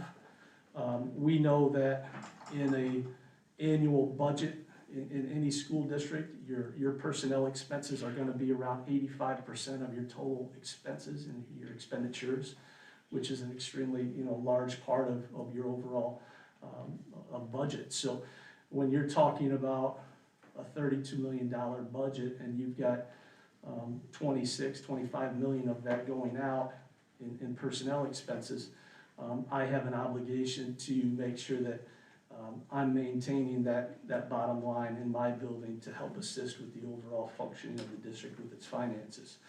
And so that's the biggest role I have played with the budget in terms of my responsibility as a building leader, because that's where the majority of my expenses lie. And it does throughout the district as well. In terms of becoming a superintendent, I think that comes down to Brenda and I would become very good friends. I mean, that's the reality of it. Especially early on, I mean, as a superintendent, you'd have a lot to learn. I don't think there's anybody that would come into this position and say that they know everything and wouldn't need to learn a lot of things. I have some familiarity with what's going on in the district and have the relationships with the business office folks here that I feel like I could jump into that right away. and feel comfortable in knowing those people and getting to know our numbers so that we could manage an annual budget effectively. Greg, you've made many decisions over the years, and probably not all have been popular. So tell us about it. Tell us about an unpopular decision that you've made, including potentially one that is financially or budget related, and how you handled the reaction to that decision. Well, there's been so many over the last year. I mean, pertaining to budget and finances, I think you start thinking about kind of what I was talking about with Mr. Cook in terms of, FTE and scheduling and programming and what can we afford to continue to operate and run at the high school level for programs when you're talking about numbers of kids and how many kids are seated in a class and how that impacts the overall budget. So I think back to a time early on in my role as the principal, and our numbers in Latin had diminished to a point where we had to make a very tough decision. Kids were going through, and early on in my career here as the Dean of Students, Latin was an awesome class. I mean, full classrooms, great teacher, and some things had changed over a couple of years, and we had lost a very popular teacher in teaching Latin, Mr. Prince, who had moved down south and left our area. And in all of our attempts, and not to shake a stick at the individuals that came in and were able to fill that role for us, but it just wasn't the same for the kids, and our numbers went down to the point where first and second year Latin students, we had to make a decision to cut that program. And with our requirements in education, the two-year world language requirement, we had kids who had just finished 1 year of Latin, and now they were going into their second year, and we were telling them, sorry, we're going to cut the program. And so that was challenging to tell the parents that, and the folks and the kids who had a passion for understanding Latin and the value that had in later careers and potentially medicine or law and the connection with that language. Those are difficult decisions, difficult conversations, but with every challenge and decision that you make, you try to find a solution. And our solution was the onset of the Michigan virtual program. And so we were able to take those kids who we couldn't offer Latin to and put them in an online setting, provide them with some tutoring so that they could work their way through their second year. So I think that's an example. Other examples with budget and teaching and classroom sizes, we went through the budget cuts. I don't know the exact years. You look back, it was 6-7 years ago or so, where we were asked to get more lean, become more efficient, and increase class sizes, reduce sections so that we take some of the personnel costs out of our budget. And so when you start throwing 28, 30, 32 kids in a classroom, it becomes challenging for students, it becomes challenging for parents to accept that, and the teachers are often not always thrilled with 32 kids in a classroom and trying to manage that. So those have been some of the challenging situations with budgets. Good, thank you. Yes, sir. Greg, this is meant for everybody, but it's sort of hilarious for you. It's what do you know about the St. Joe Public School climate and culture? You don't have to do too much on that, but maybe expound on, tell us how you have worked to improve the climate and culture where you are and where you have been. Yeah, I love this question. I love this question. I am such a believer in having a place that is comfortable, and so I tell this story, and I don't know if I've expressed this with you and had an opportunity to share this with you, but when I took over the leadership role at the high school, I was assigned a mentor. That mentor happened to be someone by the name of Bill Marone, and I would meet with Bill periodically, maybe monthly, and we did that for about 6 months to a year. And he kept asking me this probing question, and I could never figure it out. And I'm like, is this really all we're gonna talk about? What do you want your legacy to be when you leave St. Joe High School? And I couldn't answer the question. I just couldn't right there at that time answer that question. But over time, about a year and a half into the principalship at St. Joe, I figured it out. And I figured it out through other professional development opportunities, through other leadership opportunities, and listening to people and talk about culture and climate. And what I landed on for my legacy is I want students to come to St. Joe High School because they want to, not because they have to. And that's what came out of my meetings with Bill. And ever since I landed on that legacy theme or statement, I've worked extremely hard to try to build the culture and climate at St. Joe High School, much like we discussed today with how do we engage all kids and how do we bring equity to all kids. And I don't think I knew that I was doing that intentionally at the time, where I was trying to work with subgroups or certain populations of students. I was just trying to build it for the entire place. But I think that work has established a good framework and a good foundation for where we're headed with our equity work at St. Joe. And so some of the things that we did, involved the staff. Some of the things that we've done have involved the kids. But I think it's created an environment where we don't dwell on where do we rank in the state or in the county or in the nation for our test scores, or how we do on reading exams, or how we do on the MME. Or what we do is we create a place where kids feel comfortable, and if you do that, the numbers will take care of themselves. They will excel if they feel safe and confident and comfortable in that place. And I think one of the greatest things that we did as a staff, and I claim to innovate very little, but I'm an excellent thief. And I say that all the time because that's come through my experience in coaching and now as an administrator. I don't feel like I've lost my coaching responsibility. I just feel like I coach a different team now. And growing up in athletics and coaching, I always tried to watch the guys that were the best, that stood out as elite in their field, like an Izzo or a Coach K. And you try to take things and steal from them, things that will work for your team. You can't replicate what they do because you don't have the same people. But what little bits and pieces can you take from them, bring back to your organization to make it better? And so as I go around and I learn from leaders and I attend professional developments, I steal. And I steal ideas that I feel like can be beneficial and work for our team. So the idea that I stole through the Southwest Michigan Leadership Council, the Accelerator Leadership Program, was this presentation idea where we had to present where we found leadership to the other leaders in this group of our area leaders in Southwest Michigan.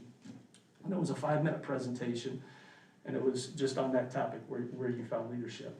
I twisted it and brought it back to our staff, and it was, why do I teach? And so we had our high school teachers present to their colleagues.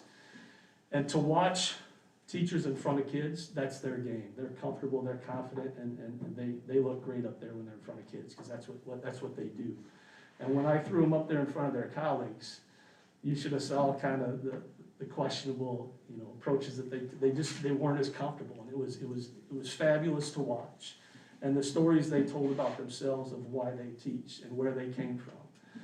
And then to hear them at the end say, the reason why I do this, 99% of them said because of the kids, and that's where it ended. But there were tears, there were emotions, there were things that we learned. There were staff members at St. Joe High School that learned things about each other that they hadn't known, teaching next to them for 30 years. And that's what made it special, and that's what's created this culture and environment, pre-pandemic, of course, at St. Joe High School. Greg, you touched on this just a couple of minutes ago. Kind of reframe this question a little bit. What strategies or ideas do you have to start recruiting and then retaining diverse and talented teaching and administrative staff here? Yeah, that's a tough one. I mean, and I don't say that because of, it's an issue just here in St. Joe. That's a tough one. in the county, it's a tough one across the state, it's all over the place. But I think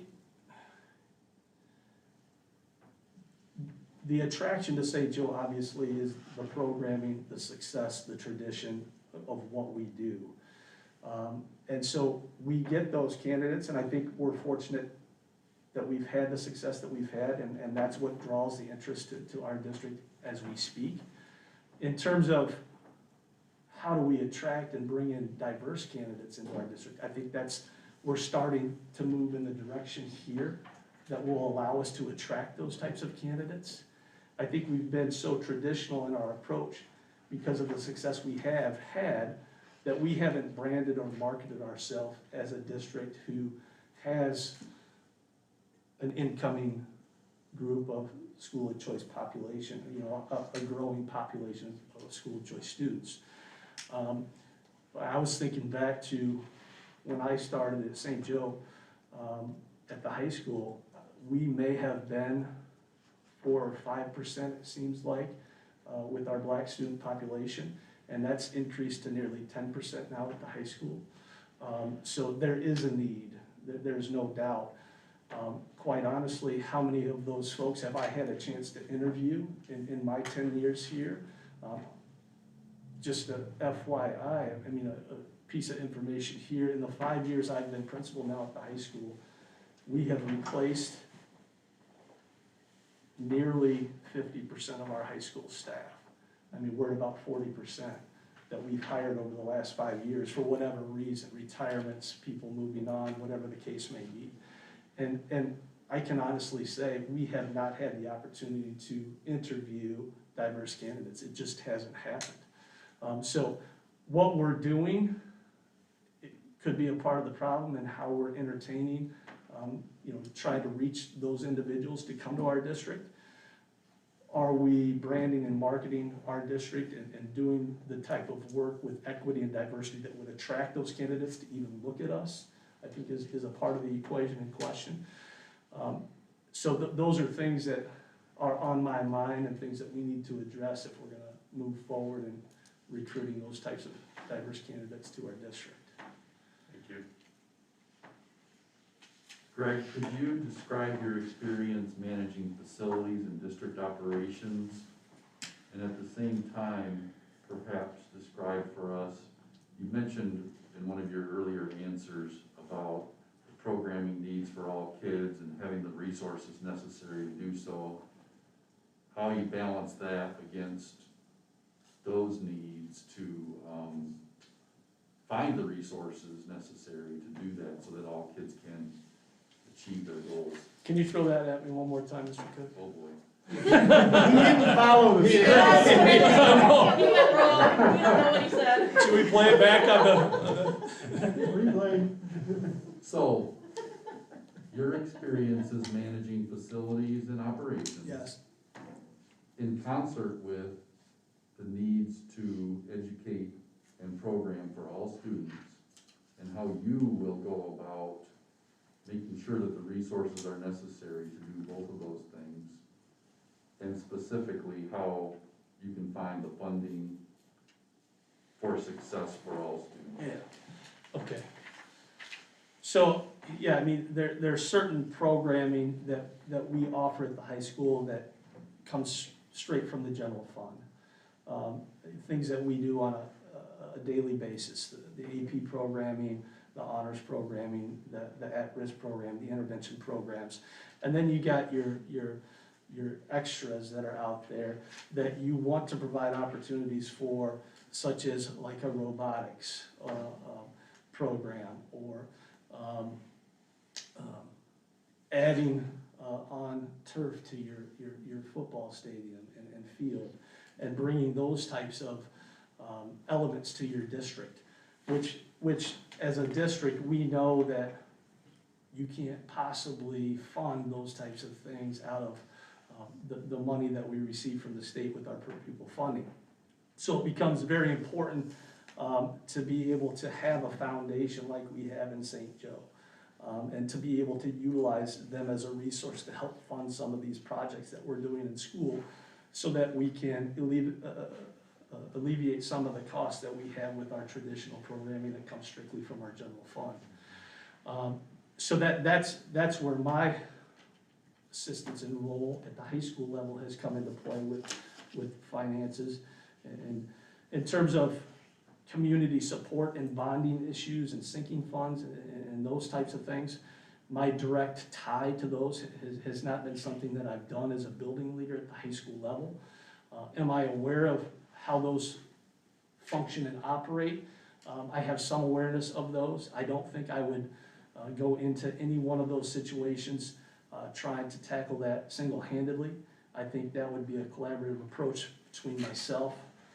Obviously, the board would be engaged with any bonding issues that we would go out to seek.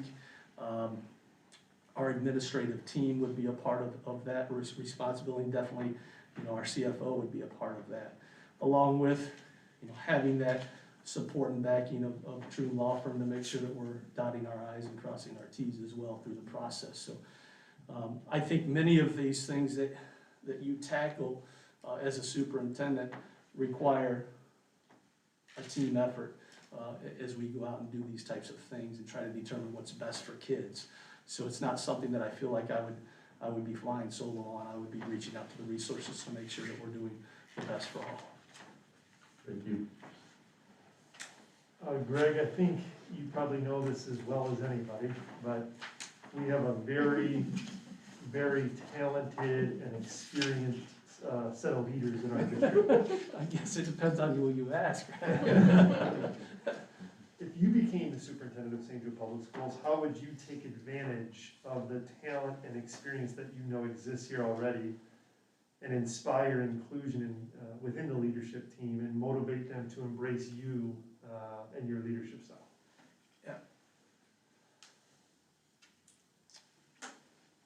So, first of all, I appreciate the comment because I'm one of those administrators on that team. So Exactly. thank you for that. Thank you for that. Second, I think one of the advantages and benefits that we have that I have, you'll hear me say we a lot because I don't like using I, but that we have in this situation is we know each other. We know what our strengths and weaknesses are. We know where the expertise lies amongst the administrative team here right now. So I have some of that knowledge because I work with these people every day. So I think that's a huge piece of what I bring to the table with the administrative team. Second, the relationships that exist there, I think are mutual in terms of respect and commitment and appreciation for each other and what we do and how we operate. And I think that's critical to any team, which again, I'll play as a strength and an opportunity that I have in assuming this role as superintendent here, is that I feel like with that team, we can hit the ground running. There'd just be no delay in the work or the building of relationships that would need to be done here. They're already well established for the last 11 years. And I can't speak for them individually, but I feel that there's a mutual respect amongst us all. I think we would work extremely well together, and we would collaborate extremely well together, and we would not be afraid to call each other out, hold each other accountable, and push each other to grow and to push this district in the right direction. So I think that's definitely a part of the administrative connections that I have here. In terms of inclusion and growth, I've missed that. If I can be honest with you, over the last year and a half, I feel like the trajectory of leadership capacity and growth here was probably the reason why I'm sitting here in front of you now. That was taking place over my first 7-8 years here. It paused for a minute for the last year and a half. And I'm looking forward to getting back into the growth and learning opportunities that I was experiencing prior to our last leadership. So I want to get there, and I feel like the team wants to go there again, and I would be happy to sit with them, understand their direction, their goals, and to provide the opportunities for them to grow their leadership capacity as well. Thank you. Greg, what are some of the key practices that you think are necessary to establish and maintain a really good working relationship with the board, parents, and community members? We could talk about that for a while. Yeah.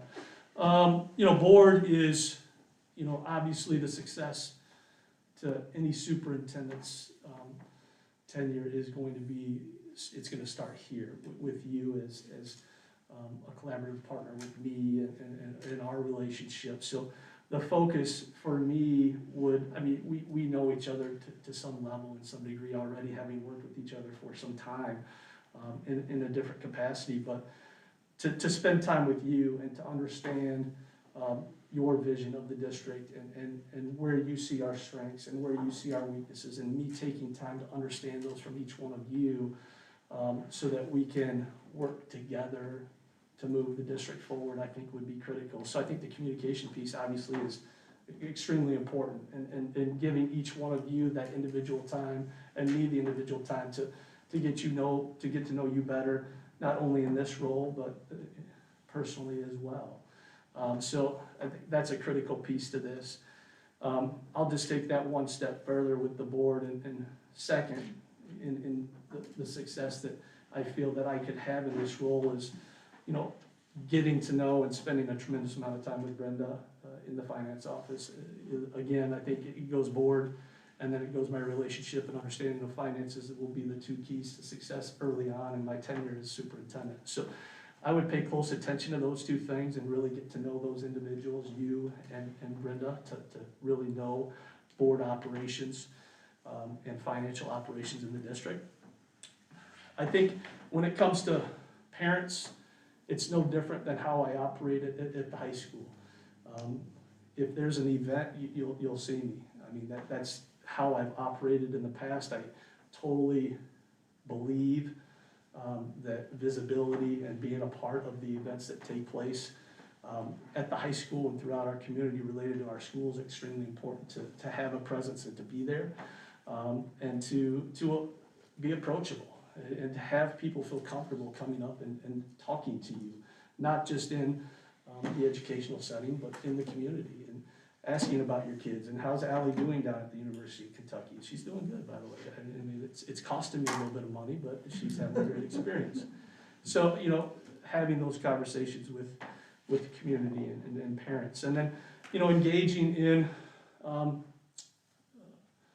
the Lions and Kiwanis and Rotary, and being a part of those clubs here, and having a relationship, with Connexus and Lake Michigan College, and a partnership with those facilities and those leaders, so that when we have needs, if we can provide something to assist for them, they can come to us, and in return, we can go to them when we have needs and need things from them. So I think that whole community piece, there's a lot of time and commitment that it takes to do that, but I think it's a necessary component of successful superintendency.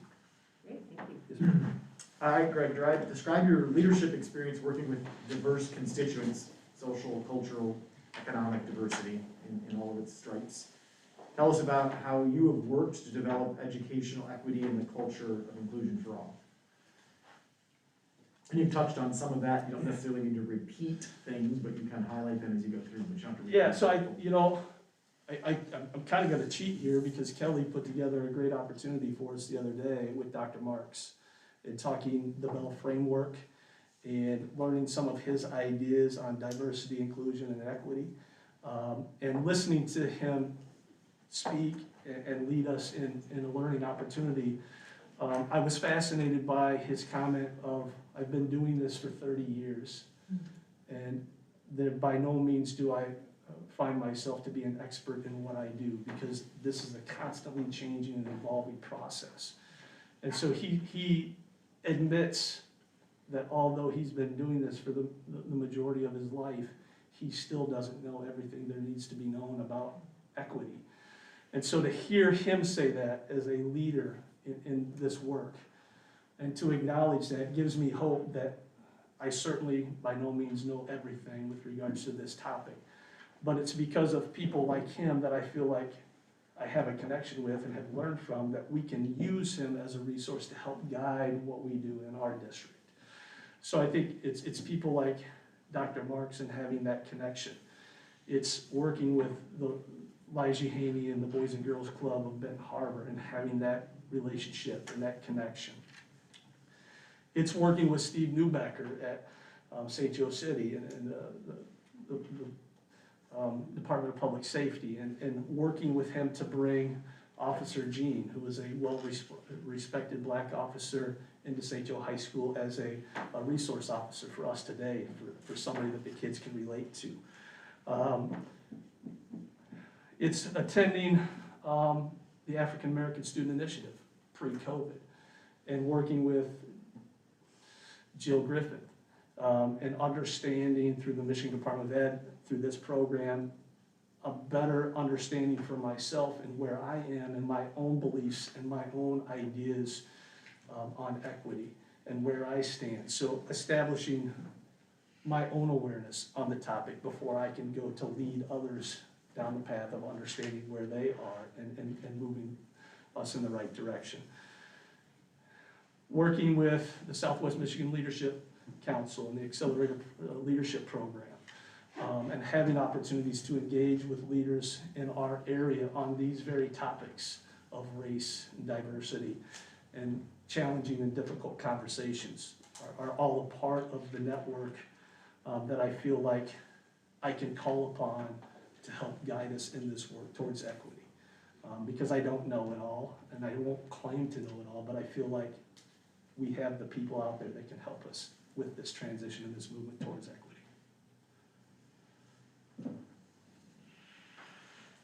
Can you provide us with an example of a time in your career when you made a mistake and were asked to take corrective action? What process and communication plan did you implement, and what was the outcome?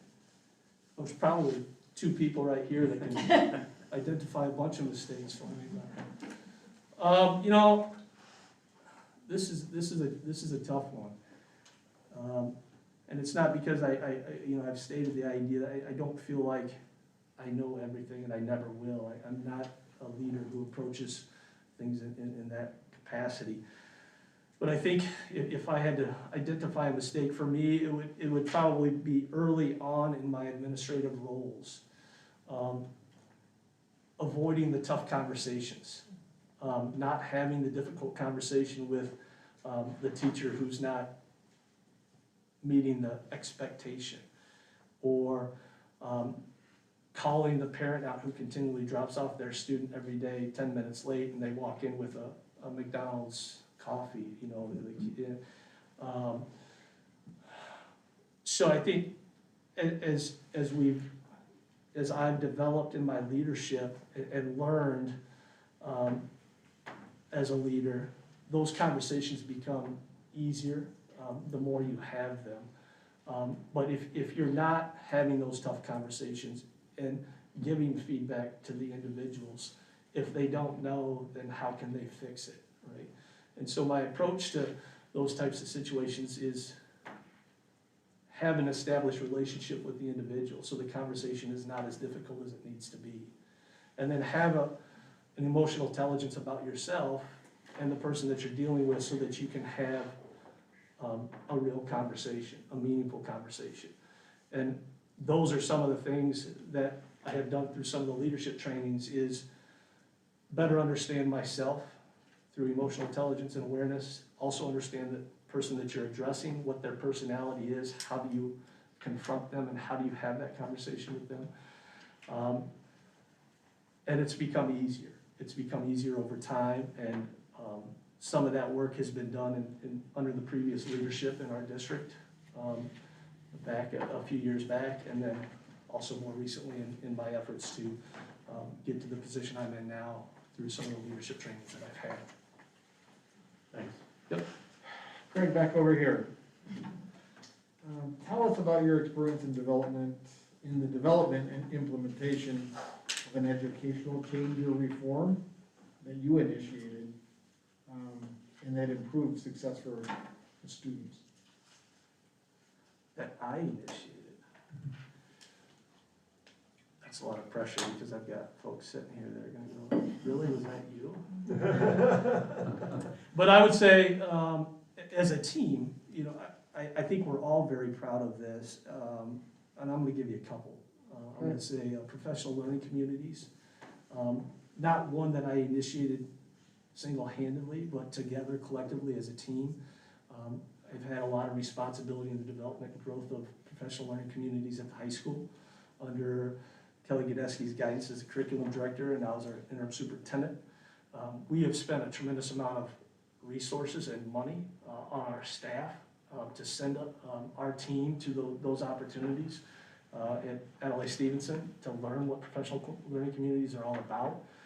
I think it's made a huge impact on who we are and the culture of how we teach and learn in our schools. So I'm proud to have been a part of that. I had an opportunity to attend 3 summers of leadership institutes on professional learning communities. Every time I've come back, I've always said it's the best professional development learning opportunity I've had as an educator. So it's motivating, it's inspiring to come back from those opportunities and then be able to pass that information on to the staff and watch some of those things come to fruition in the building. So that's been a great piece of our growth as a district. I think the other one that is related to that I feel like I have a little bit more ownership and responsibility in, is our development of the intervention go time at the high school, which is the intervention enrichment opportunity that we have provided pre-COVID. For a couple different reasons, we haven't been doing that since COVID struck because it forces the kids to mix and mingle in different groups, and we're really trying to keep them cohorted to their regular classes. So we haven't been running the go time or intervention enrichment time like we had previously. But what an opportunity for kids to have a menu of opportunities on every Thursday, show up in their Google Classroom. They can pull up the sheet, look at 30 different locations they can go in the building and do something that they really just need study hall time because they're an athlete in the afternoon and they need to get their work done now. Maybe they're going to learn about the history of the Beatles with Mr. Walters in music because it's an enrichment time where they get to do something fun and learn something that they want to do or hear about. Maybe it's going and having an opportunity to spend some one-on-one time or small group time with Mr. Wilkie in the orchestra room, or go to the robotics facility and work on some of the robotic stuff that they don't have enough time to do in the evening. So that intervention and then, targeted intentional intervention with kids who, aren't getting done what they need to get done. They're not meeting the expectations right now and need the extra assistance of teachers. And so teachers call certain students to their room during the intervention times to work with them in a smaller group, in a smaller capacity so they can get more work done and help them with the skills that they may not be understanding at the time. So that's our growth opportunity time, and I think we're very proud of that at the high school and the way that that's kind of played out here over the last 3 or 4 years as we've developed that. Thank you. Greg, this one's all about communicating and about how you are an effective communicator and giving some specific examples of how you're a good communicator. And then as a superintendent, what are some key strategies that you think could really help the broader audience, outreach that you'll need to do? And how would you bring those key strategies or tools with you as a superintendent?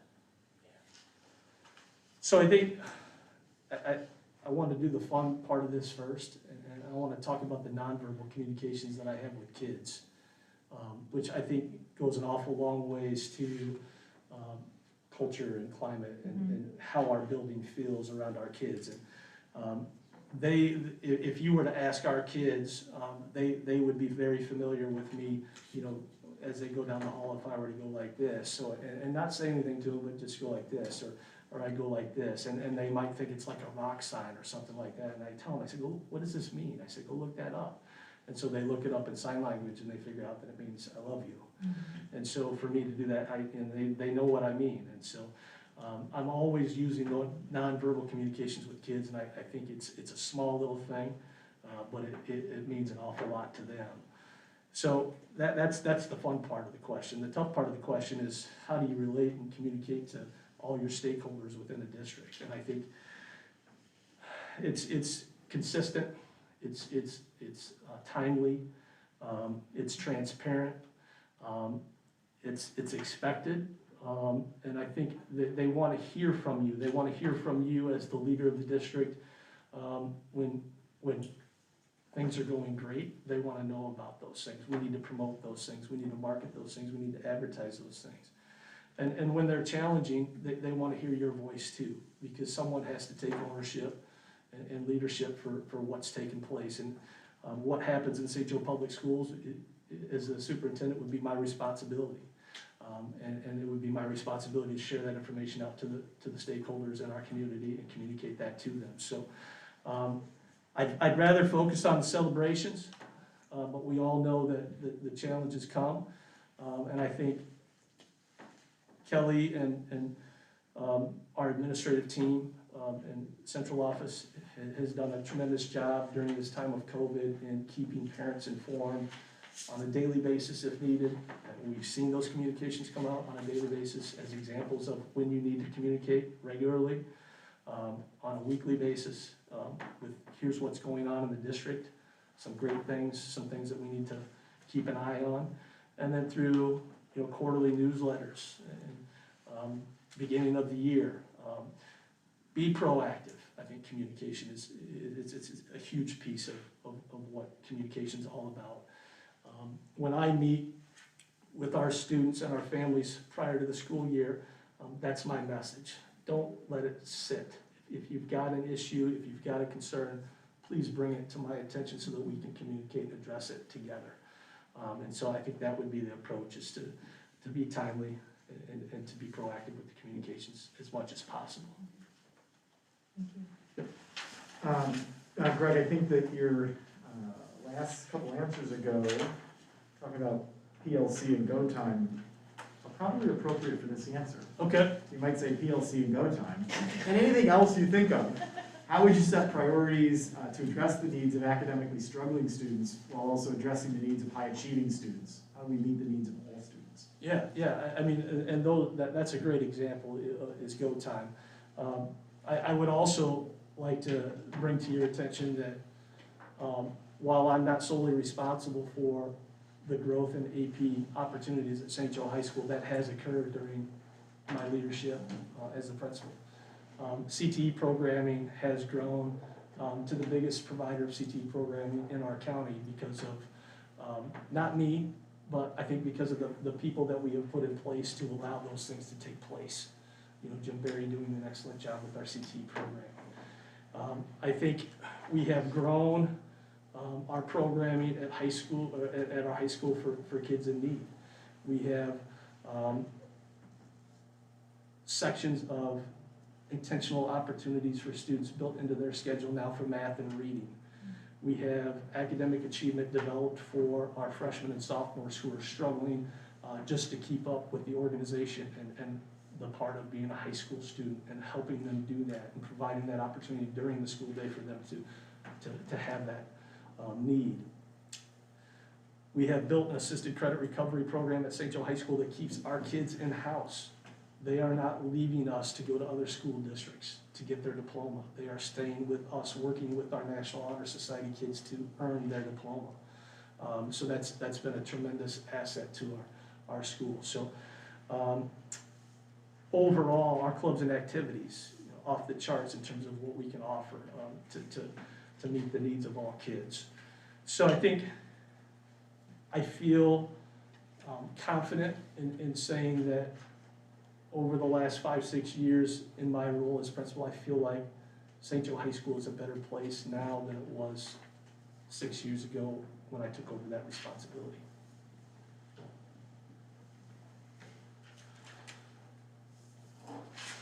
Greg, you know how much we appreciate offer quality programs in all that we do, fine arts, CPE, robotics.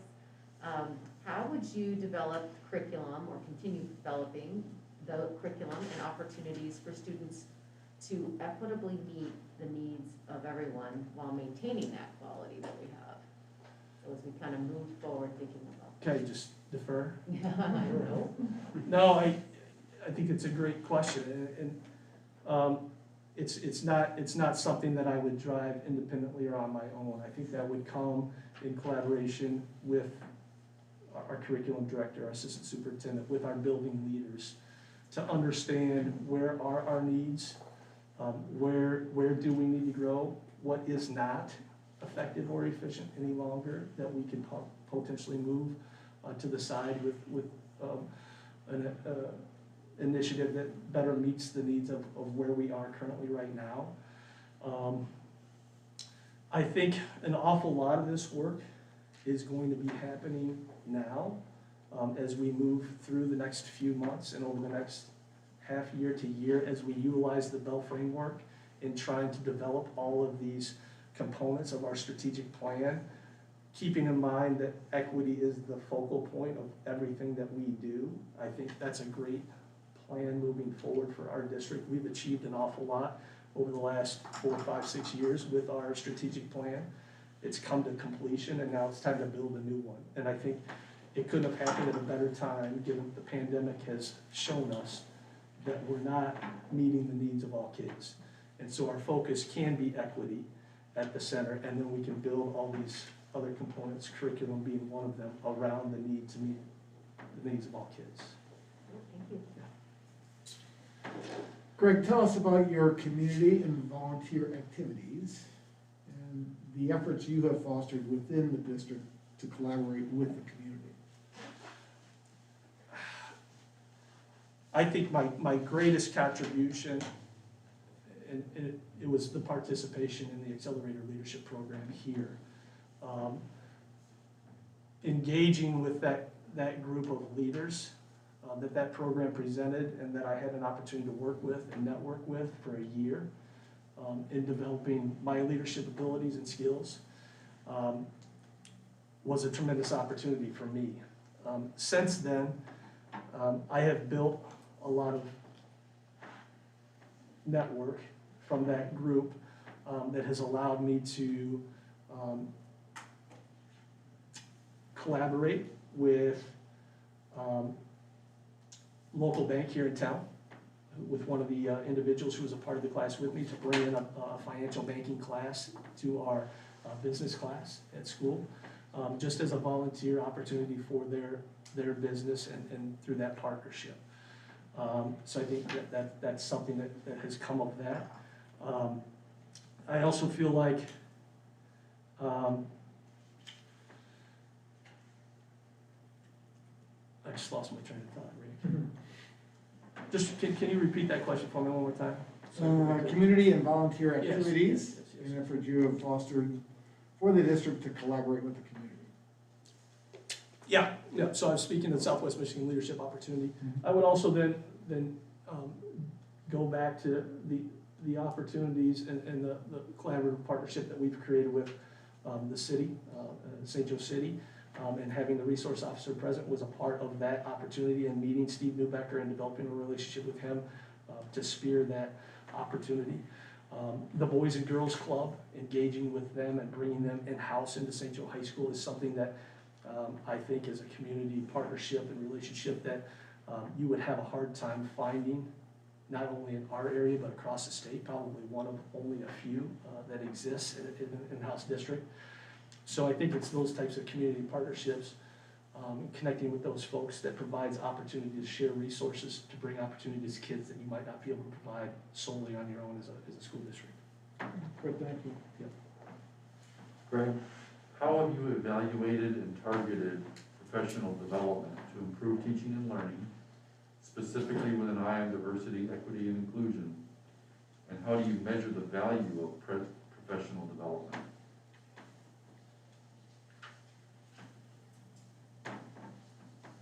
So as we talk about our current position, I think over the last 2 or 3 years, it's become increasingly clear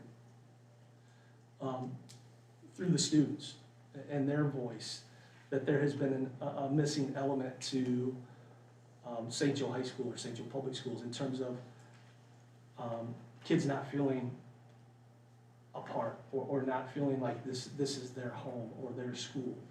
And I'm speaking of our school of choice students. And so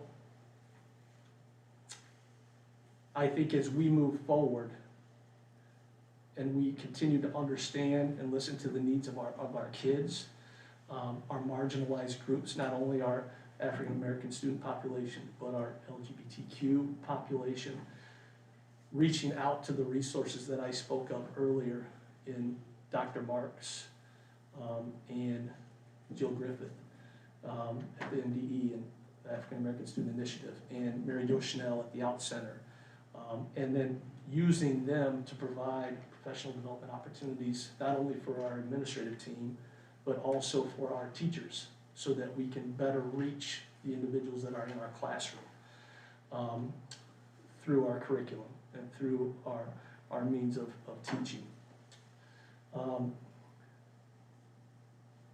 Just recently, through some of these conversations with Mary Jo Schnell in the Out Center through our LGBTQ community, I took the lead in asking and recommending to our staff that we use their identifiable flag as a source or an identifier for all of our classrooms, and as teachers and as leaders, to bring comfort and confidence to those students in our building so that they can see a visual that what you're providing for them is a safe place for them to go and to be a part of. Regardless of who you are as an individual, what your beliefs may be, what you signify and what you tell that student is, you can come to me if you need something.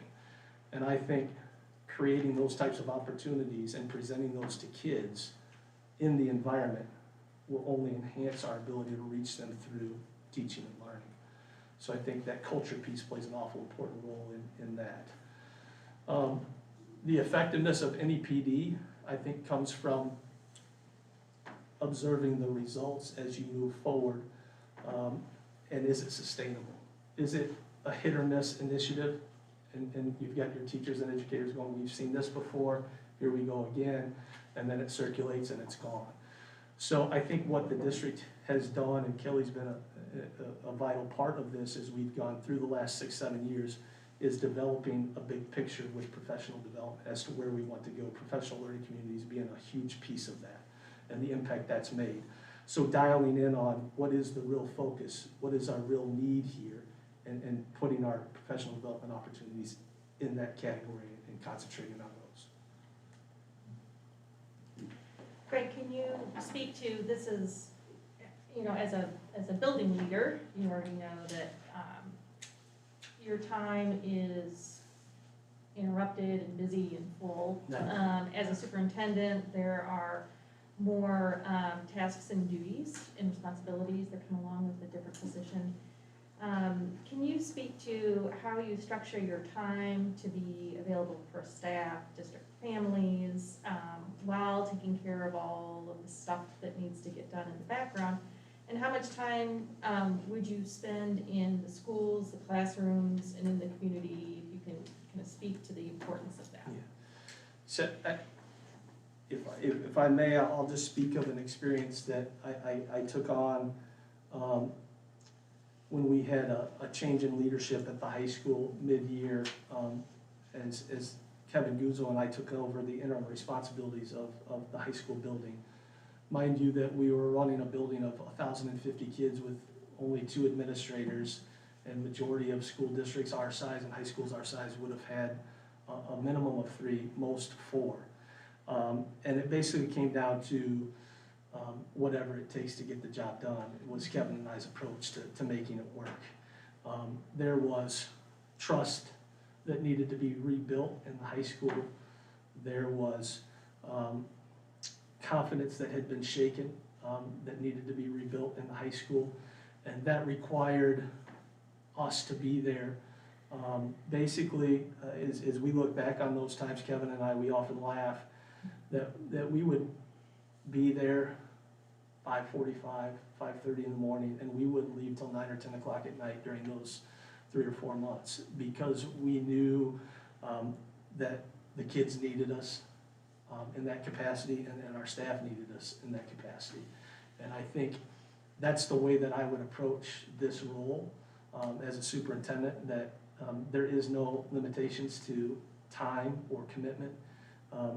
My wife understands that. She's been married to me and understands that my passion for coaching and kids throughout my career it's probably why she went the direction she did in her profession, because she's very busy too, because she would have been sitting home by herself. But, you know, how do you prioritize? You've got 7:30 to 4 o'clock every day where kids are in buildings. And I think that's where your priority lies when the opportunity presents to be in those buildings. The evenings, you can get all that stuff done when the kids aren't there. And so I think that's the approach that I would take, is that take advantage of the opportunities when they're there to be around the kids and the staff while they're doing their thing, and then get your other work done after hours. Great. Tell us about your experiences and ideas for engaging students and families in setting priorities and building a more equitable school environment. One more time, Mr. Weir. Yeah. Tell us about your experiences and ideas for engaging students and families in setting joint priorities and building a more equitable school environment. So I think you're opening your doors, you're providing opportunities to bring them in at any point in time that you can, creating that welcoming environment. We need to engage with our school of choice families more.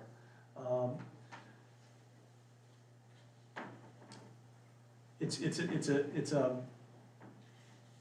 a challenging thing for me to hear as a building leader and to see as a building leader that once our school of choice kids graduate, oftentimes we don't see them coming back to see their teachers or to see their administrators or to engage, you know, in the school that they graduated from. And that tears at my heart a little bit, because you build relationships with those kids, and I feel like I have a special place in my heart for those kids and relate well to those kids. And so to not see them feel comfortable in our facility or in our building to a point where they want to be there outside of the school time is challenging for me. So there is definitely a need to grow in that capacity for us in St. Joe. And I think you have to engage and encourage their voice and open that opportunity for them to be heard and to be a part of the decisions that are being made, and let them know that when they share with you ideas or thoughts that they can see action and results coming from some of the things that they're sharing with you. Can we please and commit to every single thing that comes our way? Absolutely not. But can we do a better job incorporating those families and that student population, our marginalized groups, into our buildings and our community? Absolutely. Thanks.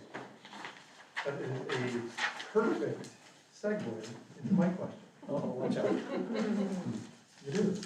What specific processes have you used with new students in our district, whether school of choice or families moving in, to introduce them into the district and support them during that transition time? And the reason I think it's a perfect question, you just talked about the other end kind of leaving. What can we do to build momentum and when they're coming in? Yeah. And what have you done? You know, and our guidance counseling department does an excellent job with this for new families coming in and communicating with them and holding events prior to the school year for these students. Prior to that, having the students and families come in for a tour to visit the facility, A lot of times you'll get the students, coming the first day, but their parents and their family hasn't experienced it or seen it for themselves. So we want to encourage and provide that opportunity to bring in the school of choice families so that they can tour, get a better feel, understand where everything's at, and create an inviting environment for them. I think having the kids come in and shadow another student in our building to create a peer mentor relationship with another student and to have them experience St. Joe High School before they actually become a student at St. Joe High School is something that we do with incoming families periodically upon request, but is that something that we could do a better job of with our incoming students? Absolutely. So I think those are a couple great ideas of engaging and bringing families in. Once they start, I think making sure that they have a peer mentor, somebody in their class if they're new to our facility. It's just, kids don't come to us rarely anymore not knowing someone in our building simply because of this and the social connections they have through media outlets. So they may not know the surroundings, but they know kids in our building. So just making sure that they're connected with the right social groups and have folks that they know they can reach out to if they have questions. And again, I think our guidance office and our counseling staff do a tremendous job with that at the high school. You're up, Amy. Banana. Is this a short one? Yes, it is actually. Describe a couple of potentially creative or new ways that might meet our social and emotional needs of the students coming out of this pandemic or at any time. Yeah, I think, we've done some of that now. I mean, the social emotional piece of this has been a challenge. It's not only for the kids, the staff as well, right? I mean, we've all been isolated through this. But I'll speak to a couple things. Our guidance department, again, I referenced them earlier, do a tremendous job reaching out to kids and sharing resources and information with our students and with our parents. They do a Wednesday wellness check at the high school, and basically every fourth hour teacher at the high school will ask the students to go to the Google Sheet and indicate whether or not they need to talk with someone. It's confidential. It only goes to the counselors, so they have the opportunity to see a list of names that may need just to talk about something that's going on at home or something that they're struggling with at school. And so that's been a great resource to allow kids just that opportunity to reach out to someone if they need to. The other thing that I would bring to your attention that the COVID pandemic, again, we blame an awful lot on this thing, but we were in a position prior to COVID where I had the opportunity to attend restorative practices training for circles, and I became a trainer of the trainers and had an opportunity to share that with our district leadership committee here in St. Joe, and the power of circles and bringing and taking time out of your school day to allow kids to sit in a small group and have non-related educational conversations just for the sake of getting to know each other and building community and building relationships was such a powerful experience for me that I begged Kelly and our previous administrative team to send me back for the second round of training up there. So I felt that strongly about it. Had COVID not hit, we would have initiated circles this year at the high school. I had started working with the staff last spring to develop this. We had our circle training as a staff in February, and then sure enough, things changed. But it would be a strategy that I would be excited to get going in the fall as a superintendent in all of our buildings to provide opportunities for kids to just build relations and communities in our buildings. Great, thank you. I'm up next. All right, I kind of started with my intro talking about the importance of this choice we have as a board to get this right with the superintendent here in 2021. So tell us why you are the right person to lead our district at this time. Well, I think it's obvious. I'm gonna There are a bunch of people online. I'm gonna try to convince you. I'm gonna try to convince you. So, I'm not a car salesman, all right, but, I think what I bring to you as the Board of Education, what I bring to the community of St. Joseph is 11 years of relationships. It's taken time to build that rapport and to build that respect, to build that trust, to build that confidence here, to allow me to feel like I can step into this role and be successful in doing it. So I think that's what sets me apart from the other candidates that could potentially be coming into this role. I feel like I have an understanding and a working knowledge of where we're headed with our equity challenge that we have in our district and meeting the needs of all kids. Some of that work has already begun. I feel like I have knowledge of the resources and the people that we can utilize to help push us in the right direction. As the superintendent.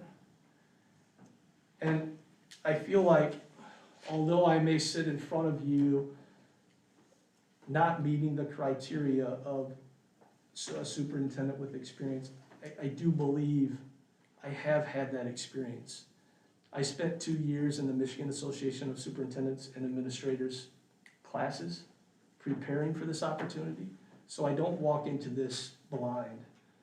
And I feel like the network and the resources that I have at that level, locally here with other superintendents and other districts and other administrators, would be the resources that I need along the way to help me navigate this role and responsibility. So I would just, again, go back and focus on, for me, the difference lies in the relationships in the 11 years that we've committed to this district, and feel like that can really set me apart from all the other candidates coming into this role.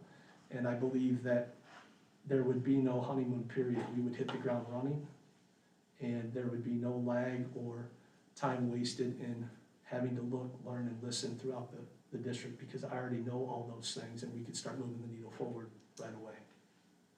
All right. Your turn. Got any questions for us? I think I know some of the stuff that's going on around here, so I don't feel like I have questions for you at this point. All right. I'm just, again, thankful and appreciated the opportunity, and feel like if I was not prepared to do this, I would not sit here in front of you today. So I feel like the last 23 years has gotten me to this point, and we're ready to do this as a team.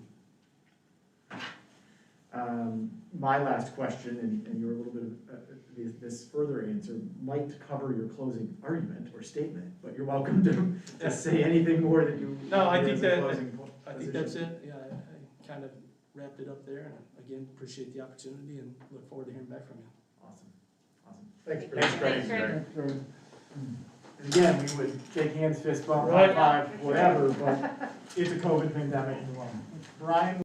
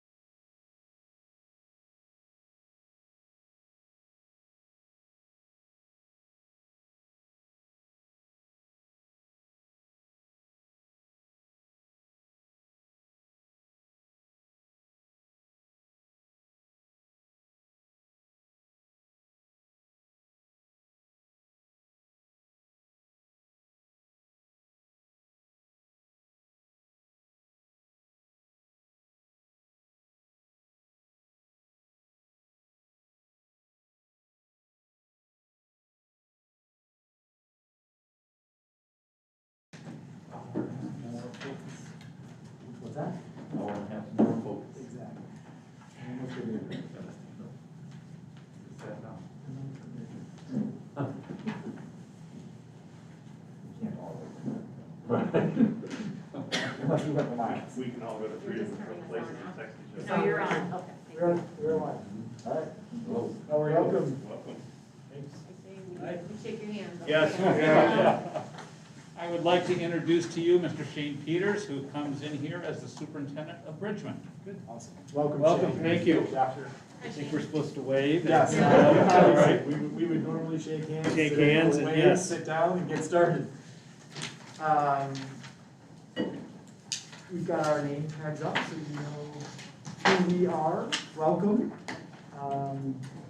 So on behalf of the St. Joe Public School Board of Education, I want to welcome you, Shane, here to this interview process. We're glad to have you. I want to briefly outline our format, which I'm sure Mr. Killips has shared, but we've got 25 questions on our list. We've got about 75 minutes to get through it, but we can be a little flexible with that for sure. Toward the end, I'll ask you if you have any questions for us, and we're happy to try to answer. One of the candidates today has already stumped us, although Amy did a nice job getting to an answer. You'll also be provide an opportunity to make a closing statement if you want to, or closing remarks. And again, for our members of the community, anybody signing on who hasn't been on already, there's a link with a comment document that you can use to provide comments to us. Please use it. We want as many comments as we can about our candidates from the members of the public. It'll help us inform our decision that we have to make. And choosing our next superintendent is an important and critical decision and role for this board. Shane, we know that being a superintendent of a K through 12 public school is an enormous and a unique job, and you've been doing that for 10 years. We need to find the right person for this time, for our district, and we're ready and excited to learn as much as we can about you during this interview process. And so with that, let's get started, okay? Great, thanks. All right, so while the 7 of us have had the opportunity to review your application, our online audience, which we understand there's been about 65 to 70 odd people online watching on our YouTube channel this afternoon. They have not had an opportunity to review those materials. So we'd like to start by having you briefly review your background and describe what led you to applying for the St. Joe Public School Superintendent job at this point in your career. Good. Thanks, Mr. Connie-Barron. You kind of stole my opening statement there, so I'm going to have to kind of go on the fly. But first of all, thank all of you for the opportunity to be here this evening. And Mr. Connie-Barron said it right. Selecting your next superintendent is one of the most important tasks that any board has throughout their tenure as board members. So I respect that task and wish you all the best of luck throughout your process, and I sincerely mean that. So let me tell you a little bit about myself. I am Shane Peters. My parents were divorced when I was 2 years old. So we've always lived in Southwest Michigan. I did attend Jefferson School for 1 year in first grade, and thought I should bring some props of my little St. Joe jacket that I have still in my chest, but it would only probably fit around my ankle at this point. So Mrs. Mazurek was my first grade teacher at Jefferson, and then she moved to Missouri. From there, as my parents divorced, I went to South Haven, where my mom's family was, and owned a blueberry farm up until about a week ago, and completed grades 3 through 12 in South Haven. Graduated in 1988. From there, I went to Alma College, and had a great, wonderful experience at Alma, and graduated from Alma in 1992. And as I go back there from Alma a little bit, great friendships from people all across that I still stay in contact with today. But probably the most important thing and the most important friendship that I developed was meeting my wife at Alma. So my wife Jill and I have been married for 25 years, last May during the pandemic. And so we celebrated our 50th, or our 25th wedding anniversary in the stay-home order, but we still have fun. So Jill and I have 3 kids. Cullen, who's 24 and lives in downtown Chicago. Logan, who is a senior at Alma and will graduate next month and will become a teacher and is excited. And then I have Tanner, who is a 10th grader who is at Bridgman High School. So from Alma then I went to Grand Valley and got my master's degree. But kind of let's go through the work experience a little bit. So when I was at Alma, I went to Alma to become a math teacher. And you know, sometimes when you're young and you know everything, I had an opportunity to this day that I'm thankful for from our old sheriff, Forrest Jewell. Gave me a job when I was 19 to work on the Marine Patrol. And I did that all the way through college. And just met some wonderful people and had a great opportunity. So I took my math major education degree and switched that to sociology. Because that's what I was going to be. I was going to go into law enforcement. And then as I kind of completed my junior year in college and got a full-time job after college with the Bergan County Sheriff's Department. That's what I was going to do. And then got married in '95 and decided I really didn't want to spend holidays working and working third shift. And really deep down inside, my passion was still education. So got married in May, moved to Grand Haven, took a job with the Ottawa County Sheriff's Department. Still haven't learned yet though, right? Because that's what I still thought I wanted to do. And then had an opportunity in 1996 to become an assistant principal at the Ottawa ISD Tech Center, which is a program, 1,300 kids from 26 different high schools that would come and spend a half day in the morning, then another group would come in the afternoon. And really just had a wonderful experience. So fortunate to Mr. Erickson that I was hired for that position because that was my passion, was education. And you know, made a mistake of not pursuing that math teaching position. But we can't go backwards, we can only go forward. So I had a wonderful opportunity, 9 years as an assistant principal. Just wonderful people, wonderful opportunity. But there was something missing because these kids were coming from local districts. So you really didn't have a relationship. You saw them for 2.5 hours a day and they left. So I didn't have some of that relationship piece, that sports piece, that artistic piece. You saw them for 2.5 hours and you saw them, but you didn't have that relationship piece. So as I met with some people and said, you know, I really need to go to the next step. And so encouraged to become a principal. So I applied at a couple districts and became principal at Mason County Eastern, which is just east of Ludington. It's a small Class D school district. And really when you go to a small district, you become the jack of all trades, the master of none. If you were ever to call references, I was also the transportation director. And I can tell you that there is one instance where I was out on a street in downtown Custer in penny loafers trying to get a bus out of a ditch that had slid off. I have to tell you that I'm not the most mechanical person in the world, so I get a school truck trying to pull a bus out in penny loafers in a snowstorm. If there was only social media at that time. So great experience in Mason County Eastern, but in the spring of that year, the South Haven High School principal's position opened up. Talking with my family, because really I think when you make decisions, you really have to have the input of your family. So I did apply for the South Haven High School position, did get the position at South Haven High School as their principal. One, it was kind of bittersweet. Going back to your alma mater, being the principal, being the leader of people who were your teachers just 6, 8, 10, 12 years ago, which was a very, very interesting dynamic. But I also think there's something else that calls you to go to places.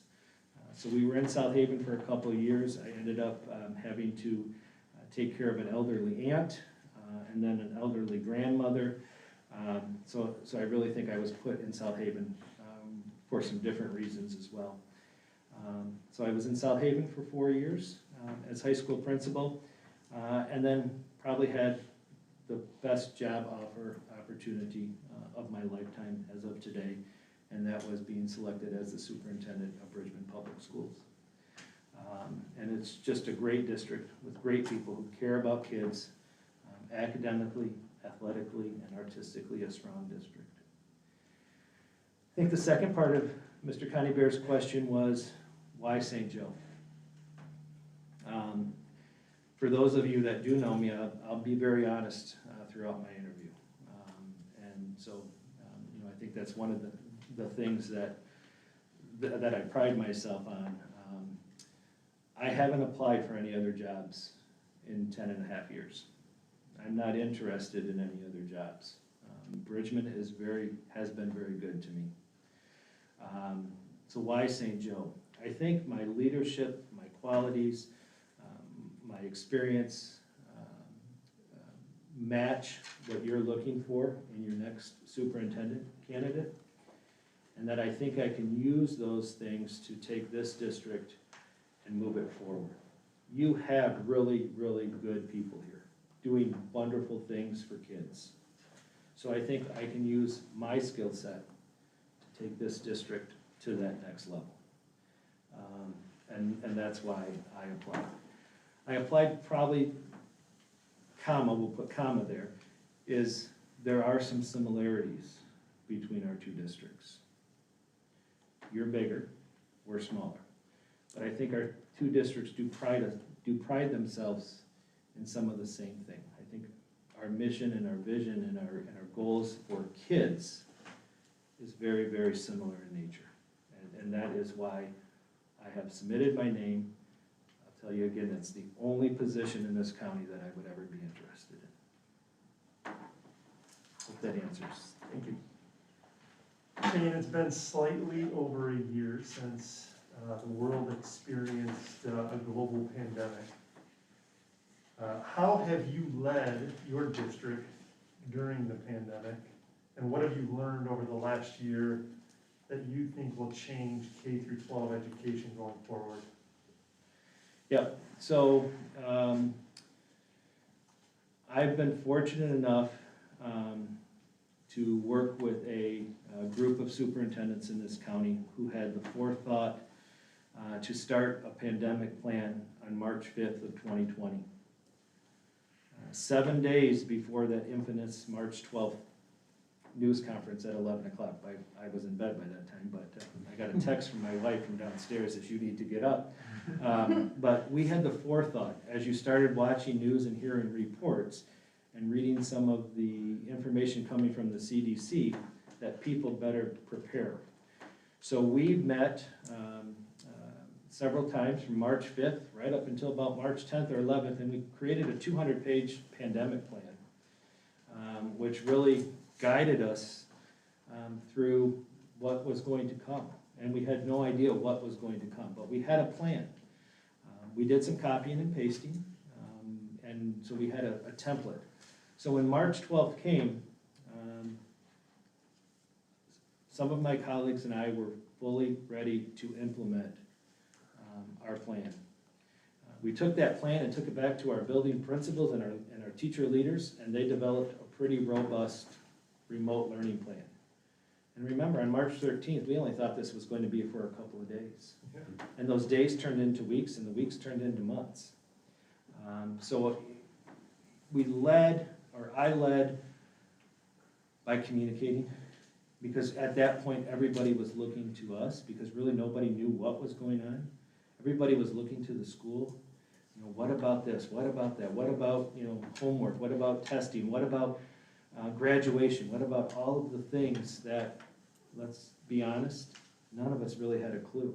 We were kind of all going through this together. And it was good to have a group of colleagues who we could spend hours with. I think I probably spent more hours with my colleagues than I did with my own family.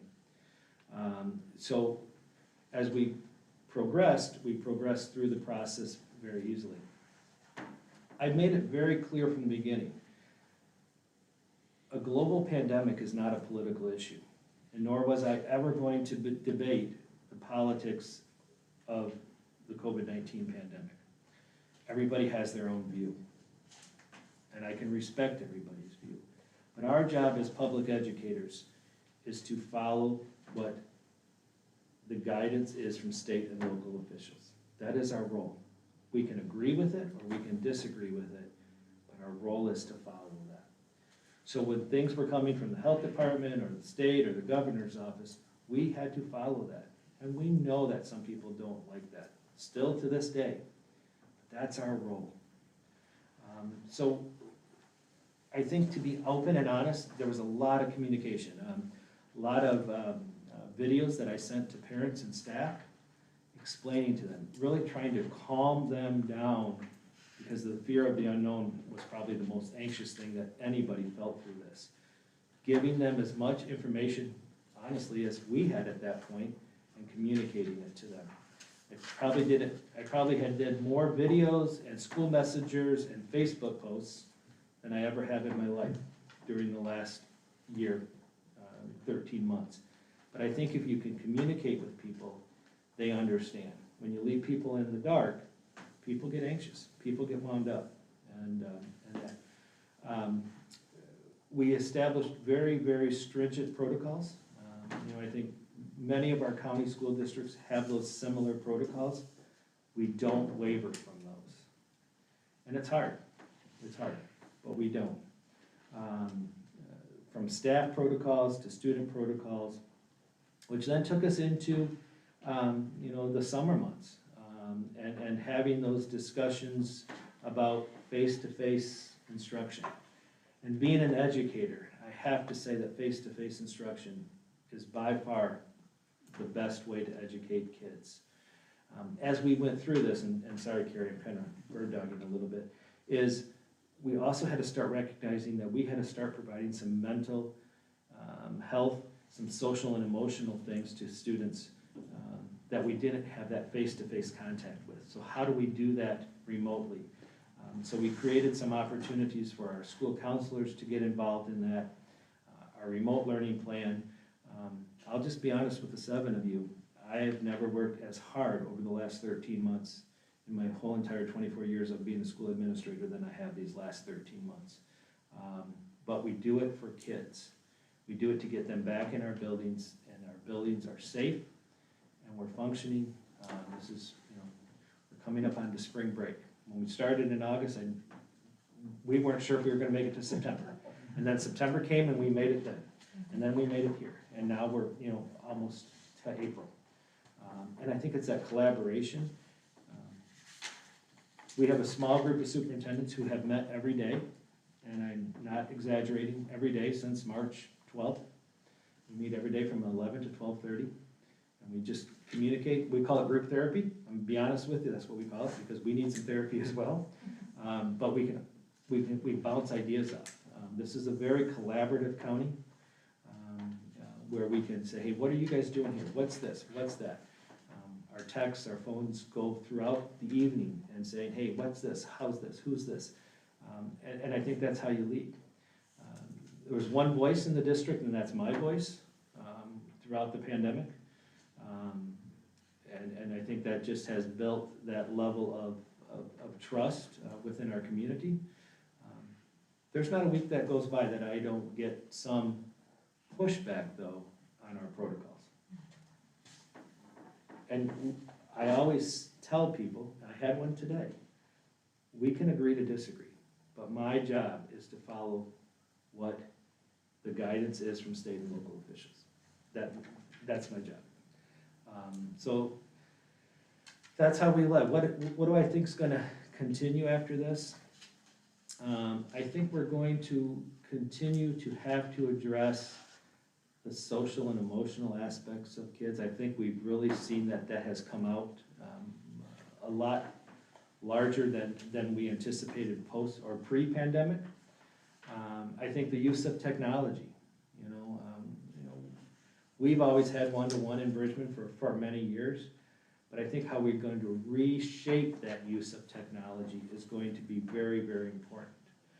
When kids are not able to come to school for various reasons, broken leg, surgeries, there's now that mechanism in our buildings that they can stay connected to the classroom.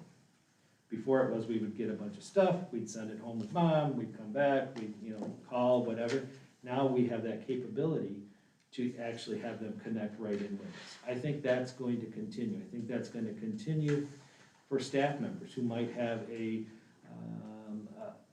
period of time where they can't come to work for various reasons, where they could still connect with their class. might help us in the area of sub-shortages as well. You know, I think we've learned a little bit too with technology. A lot of things can be done where we don't have to travel across the state, across the country, and we can still have those connections with various sources. Maybe in the area of professional development, there could be some more of that virtual stuff that would occur rather than going as well. So I think those are two of the things that we've learned. I think the third thing is we have a very strict attendance protocol for kids or staff to come to school, right? Because I think as parents, we've always said, here's some ibuprofen, go to school, you'll be fine, right? Well, I think we've learned through this that if parents really keep their kids home when they're not feeling well, and that's not a bad thing. We can't say that if you're not in school because you're not feeling well is a bad thing. That we might see down the road post-pandemic, the amount of general illness decrease in schools throughout that time. There comes a little caveat with that we have to continue to work with our businesses and our industries to understand that when little people are sick and their parents have to stay home, that employers might have to be a little bit more lenient on those employees to care for those kids, because we have seen that parents do send their kids to school. One, because I think they think school's important, and I totally agree. But two, is they have to go to work to be able to support their family, and I understand that too. So how do we build that bridge to say, if you're sick, stay home, and mom and dad, you know, need that as well. So, you know, I think that's going to change down the road a little bit as well. Thank you. Shane, I just have even a little bit of a follow-up on that and a continuation, so don't feel like you have to repeat yourself. Okay.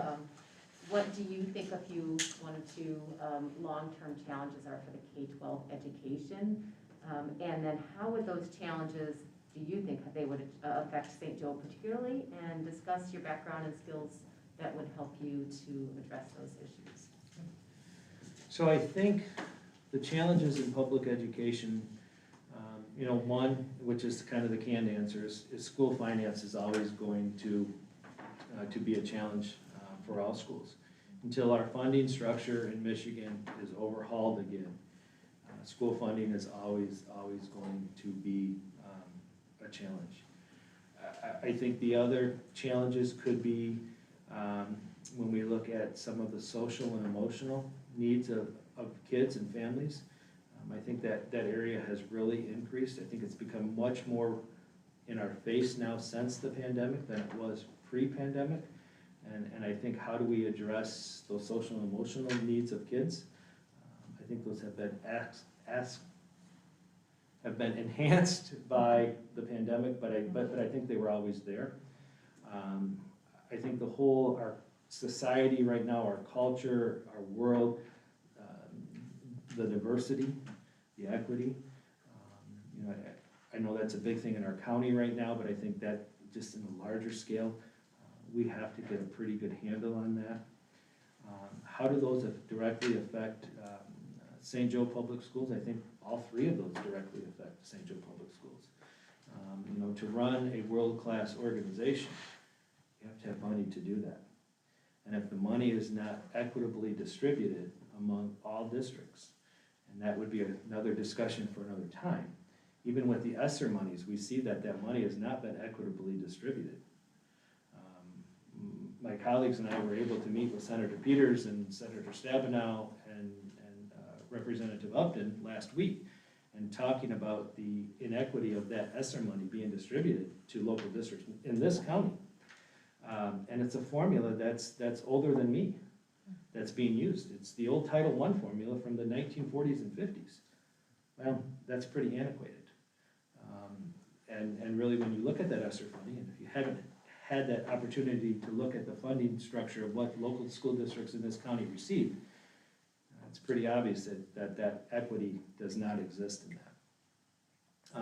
So I think school funding is always going to be an issue, you know, for St. Joe. You know, I think how does St. Joe Public Schools continue to address the social and emotional needs of kids.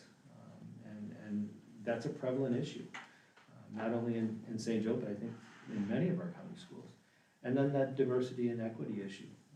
I think that directly affects St. Joe. And sometimes, and our board's been working on that, and our district leadership team, and it's not always diversity and equity doesn't always revolve around race. Although race plays a component of that, there's diversity of thought, there's diversity of opinion, there's social economic, and sometimes, those all competing forces. So how do you make sure that staff and people understand diversity and equity? And that's an exciting thing that's happening, at least in our district, and I do have some knowledge that it's occurring in your district as well. And we have this big video coming out on the 19th that I'm really excited to see, and really hearing kids talk about their perception of diversity and equity in Bridgman. Somewhat scary, because this is the first time we're ever going to see it, as a board and as administrators. We've chosen not to be part of this. So to listen to that, to what kids say, because sometimes we don't give kids enough credit, and they probably are more perceptive than the big people.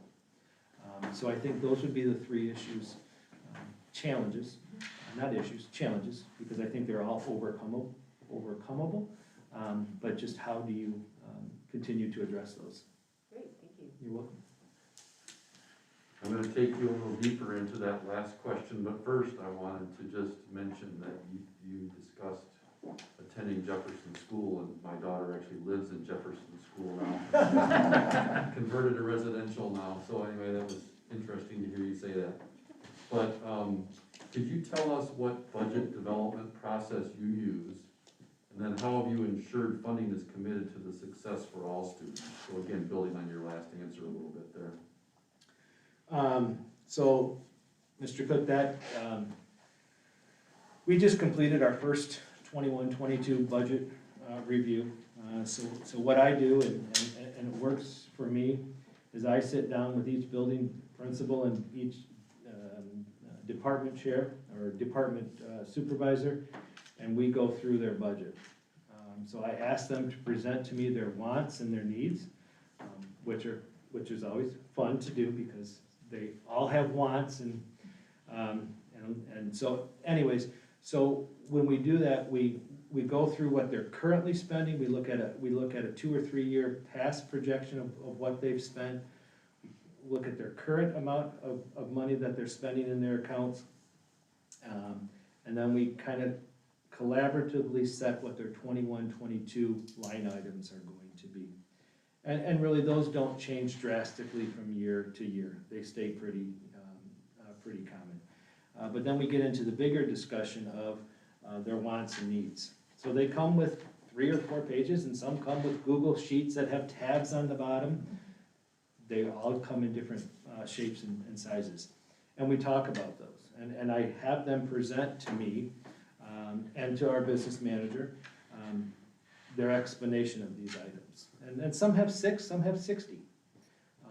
And they have to have a description and a price and what it's going to be used for.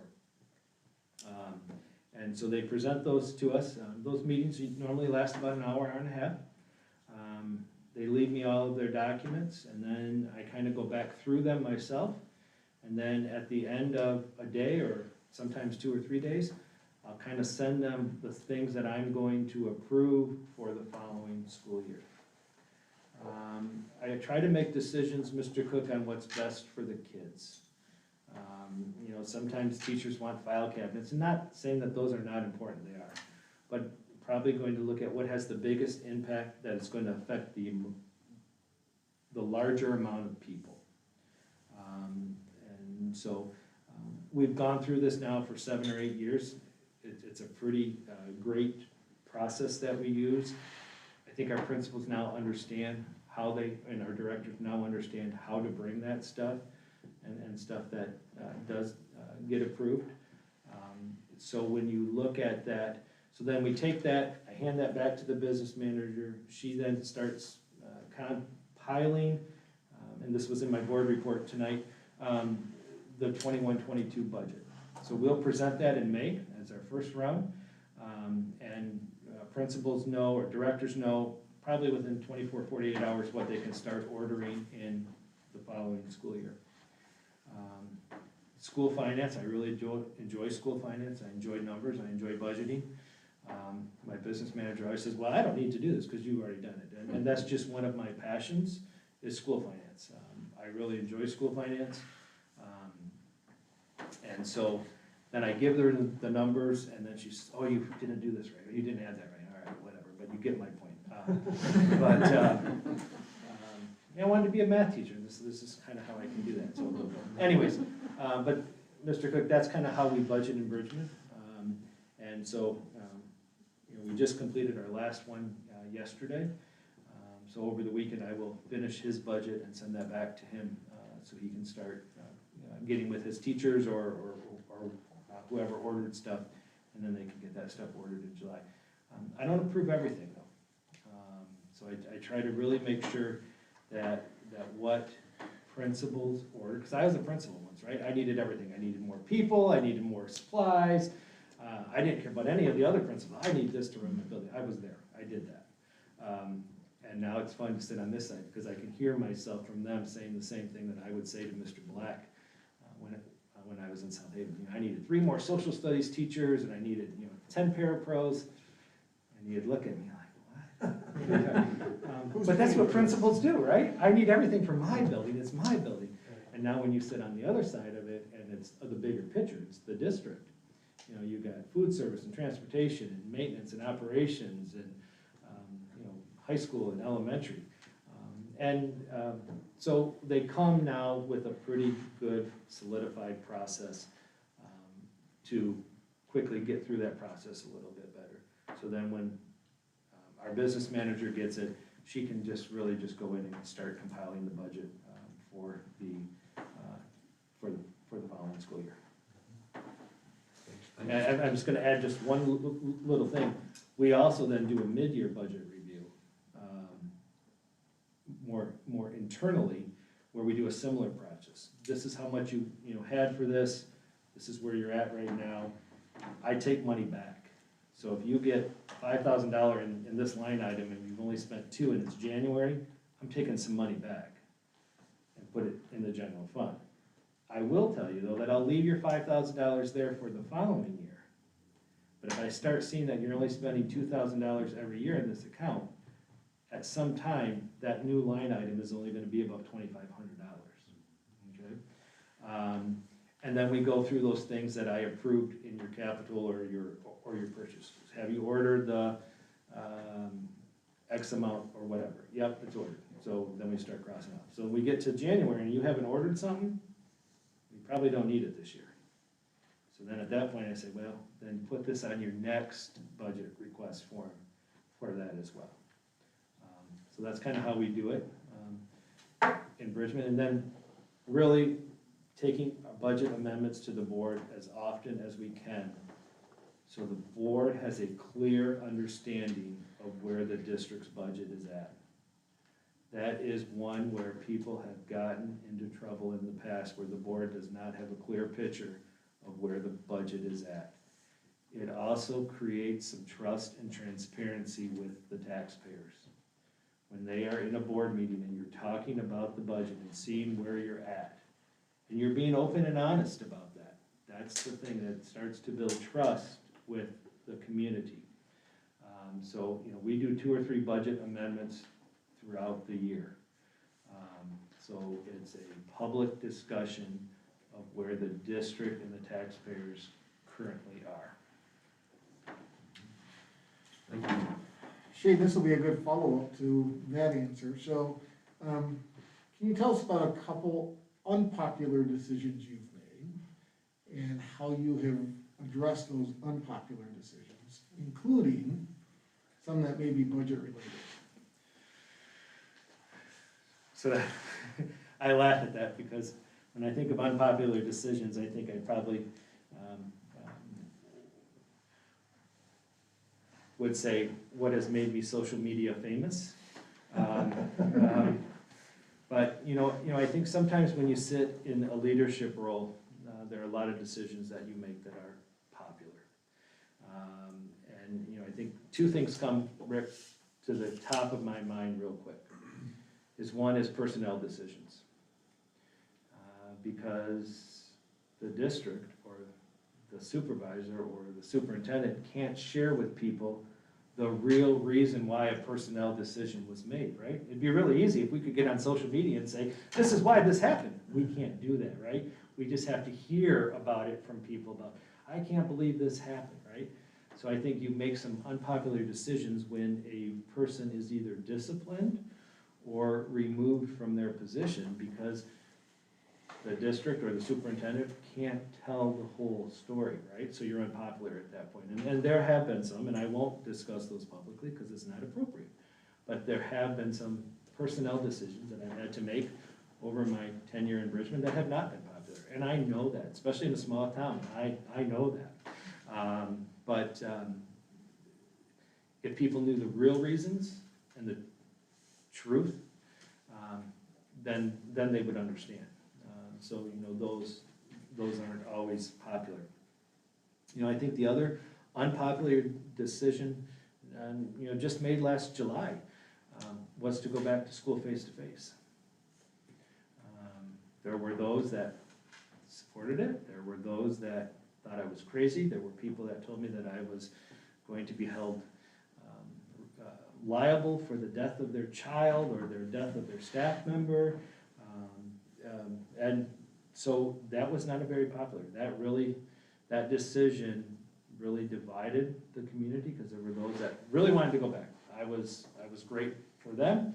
There were those that didn't think we should go back. There were those that didn't think their elementary kids should wear masks. Those weren't popular decisions. Mr. Cottybear was on that county superintendent board and president meeting, and it just was not a very popular decision that we decided to go back face-to-face instruction. Although it professionally, honestly, in my heart, it was the right decision for kids, it wasn't always popular with our staff either. We had staff that was very, very concerned. We had people that said, we'll go back no matter what, but we also had a large segment that wasn't comfortable in going back. But again, I think you address those issues, you address that issue by being honest and communicating. You have to be able to tell people what those expectations. And once that return to learn plan came out and people could review it, they understood it now. They could actually see it. They could go through it and, okay, this is what my child's going to do at lunch. This is what's going to happen at recess. This is what's going to happen for football. They could actually then start seeing it. Because all they were hearing before is, and when we released it on that Friday night, now people were, at least, I don't know if they always agreed with it. I still don't think they all agreed with it. But at least they understood it. And I think a little bit of that came too is 10 years being at the superintendent, there was some level of trust that I gained with that community. Does everybody like me there? Absolutely not. Absolutely not. And I know that. But do they respect me? Yes. But they don't have to always agree with me.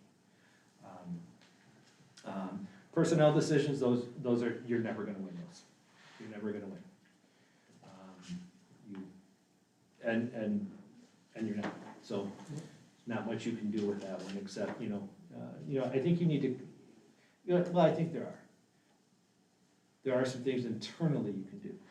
As long as what you did in a personnel matter is communicated to the Board of Education so they know the real story, so they know the truth. Not that I want the board telling anybody either, but then when somebody comes and has concerns with board members or you get accosted at Martin's, you'll know the whole story or the truth to the story rather than what might be heard through other mediums that aren't accurate. Thank you. Hi, Shane. Hi. So climate and culture, incredibly important, and if you could talk to us about what you know about our climate and culture, and then follow up with telling us how you've worked in your district to improve the climate and culture, not just in the last year, but over your tenure. So I think the climate and culture in St. Joe is honestly one of where your community supports public education. Does every school district have its own issues? Absolutely. And we can't be blind eye to that every place has its own issues. I think, you know, I said in kind of my opening statement about there are some similarities between Bridgman and St. Joe. So I think the climate and the culture in both of our organizations, although size-wise it's different, the climate and culture is very similar. I think as we learn more about the diversity, equity, and inclusion topics, that does probably fit right into that culture and climate of the school. I think the St. Joe culture is very supportive. Parents are involved, engaged. There's a lot of research that tells us that when parents are engaged in their child's education, kids perform better, right? We see that in Bridgman. We have a very, very involved group of parents throughout our district. St. Joe has that same involvement of parents. We have a segment that how do we increase that involvement for those kids then to get better. There are all social ills in any school district. There are. And so is there anything that I would be ultimately concerned about in St. Joe with climate and culture? No. Are there things that we can do to enhance and to create a better climate and culture? Absolutely. And so I think how you would do that would be to continue to listen and to have a pulse on your buildings and your community. And I think once you understand that and when you start hearing those things, to address those. To answer that second part of that question is, you know, over the last couple of months, we've kind of had a very interesting spike in inappropriate internet usage.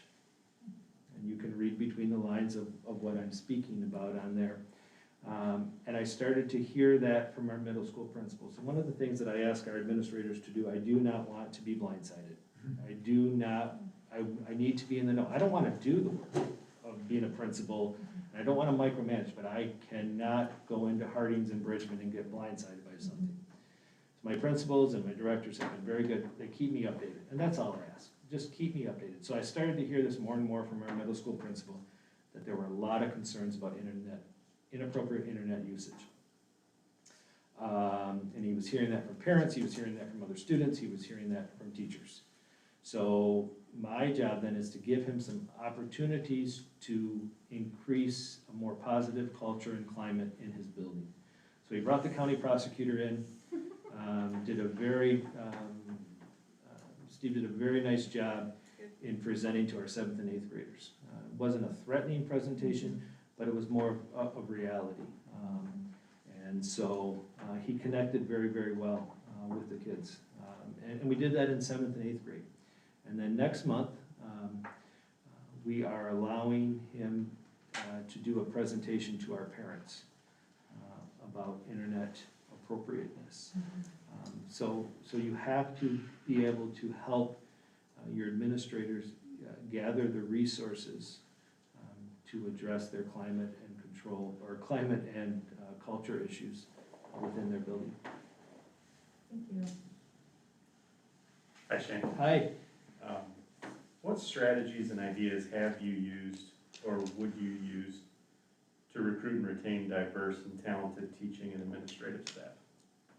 Yep.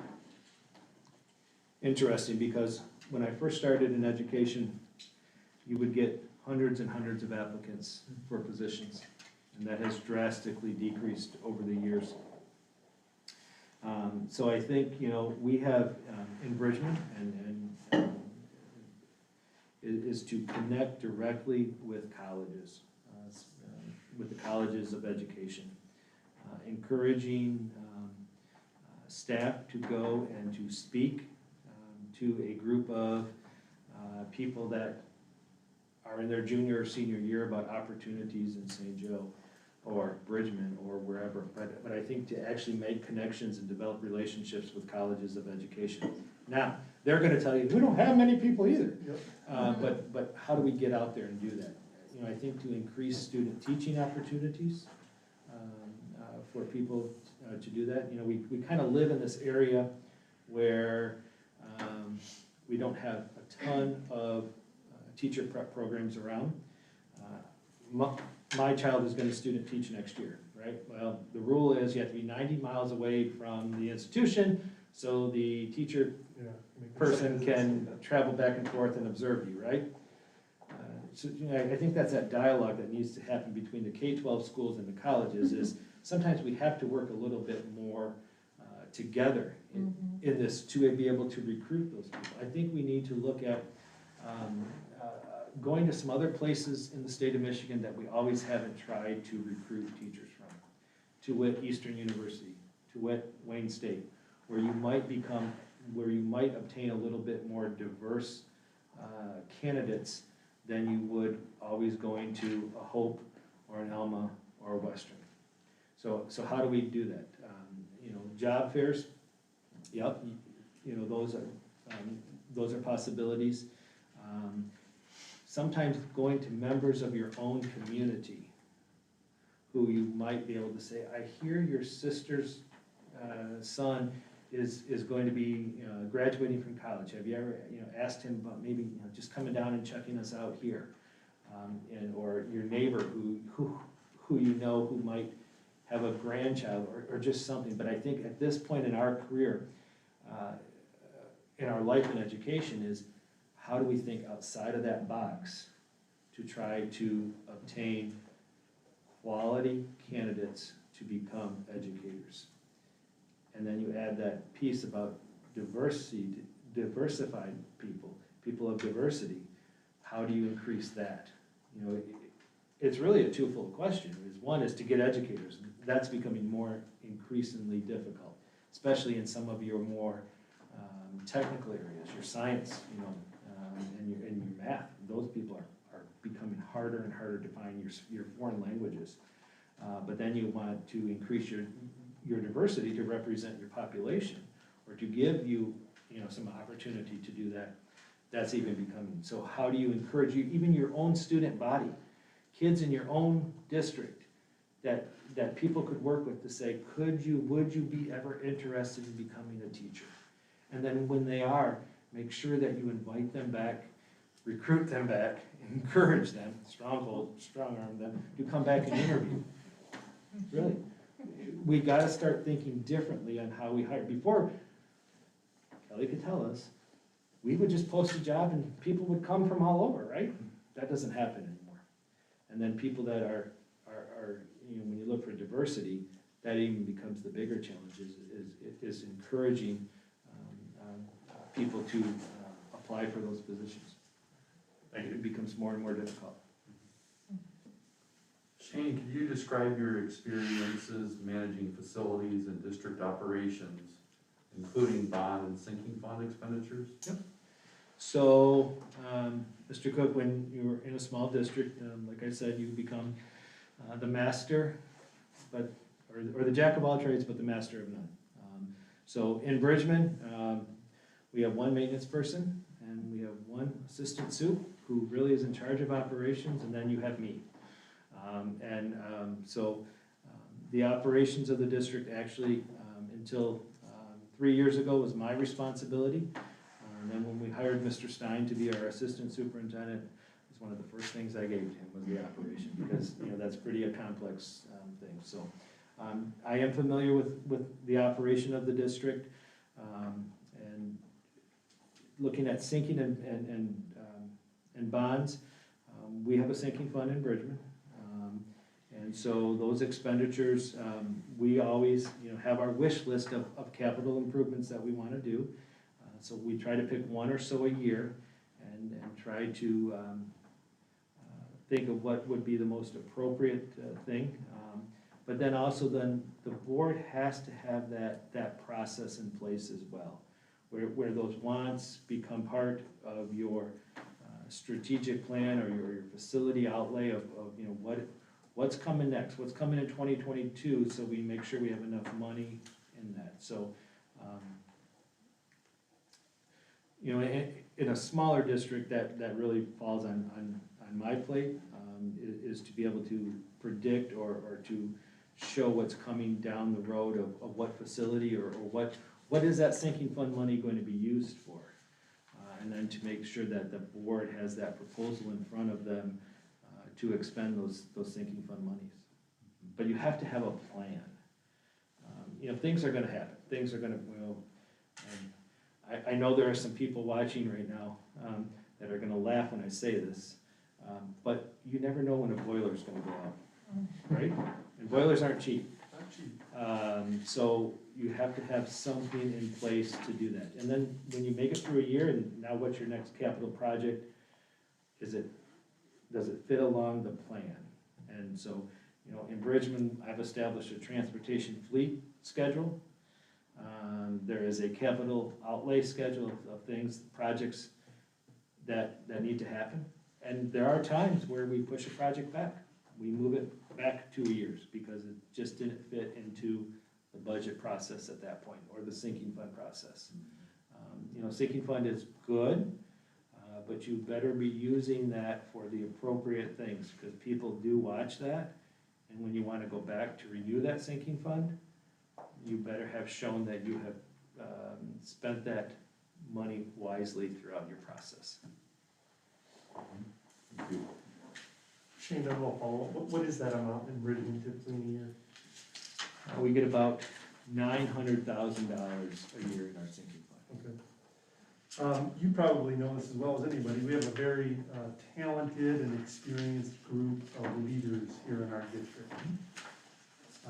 How would you take advantage of the talent and experience that we have at St. Joe Public Schools while inspiring inclusion with that team and motivate them to embrace you as their leader? Yeah, I think, Mr. Wright, is that you develop relationships. And that's how you become connected with your administrators. One, they have to trust you. They have to know that you're gonna have their back. You have to understand, you have to get to know people. As much as this is education and we are teaching kids, this is a people business. We do this because we like people. Little people or big people. Really, that's why we do this. So you have to have that relationship. You have to build that trust with them. You have to be able to know, you have to know their strengths and their weaknesses. You have to challenge their weaknesses to make them better. And you have to give them the freedom to lead their buildings or their departments. And that's really how you become that. Does that happen overnight? No, it doesn't. You know, I might have an advantage, I might have a disadvantage, but I know many of them. Not like I know my current administrative team. But that comes with time, and that comes with conversations, and that comes with celebrations and disappointments. And you become kind of your own little family within a bigger family. Because at some point, you know, our central office administrators, we only have 3 in our district. There are some central office items that you can only talk with central office people. And then, you know, your building principals, they become their own little group too, because they talk building principal stuff. So how do you build that relationship, and how do you foster that relationship with them? And that takes time. But I am a very relationship-oriented person.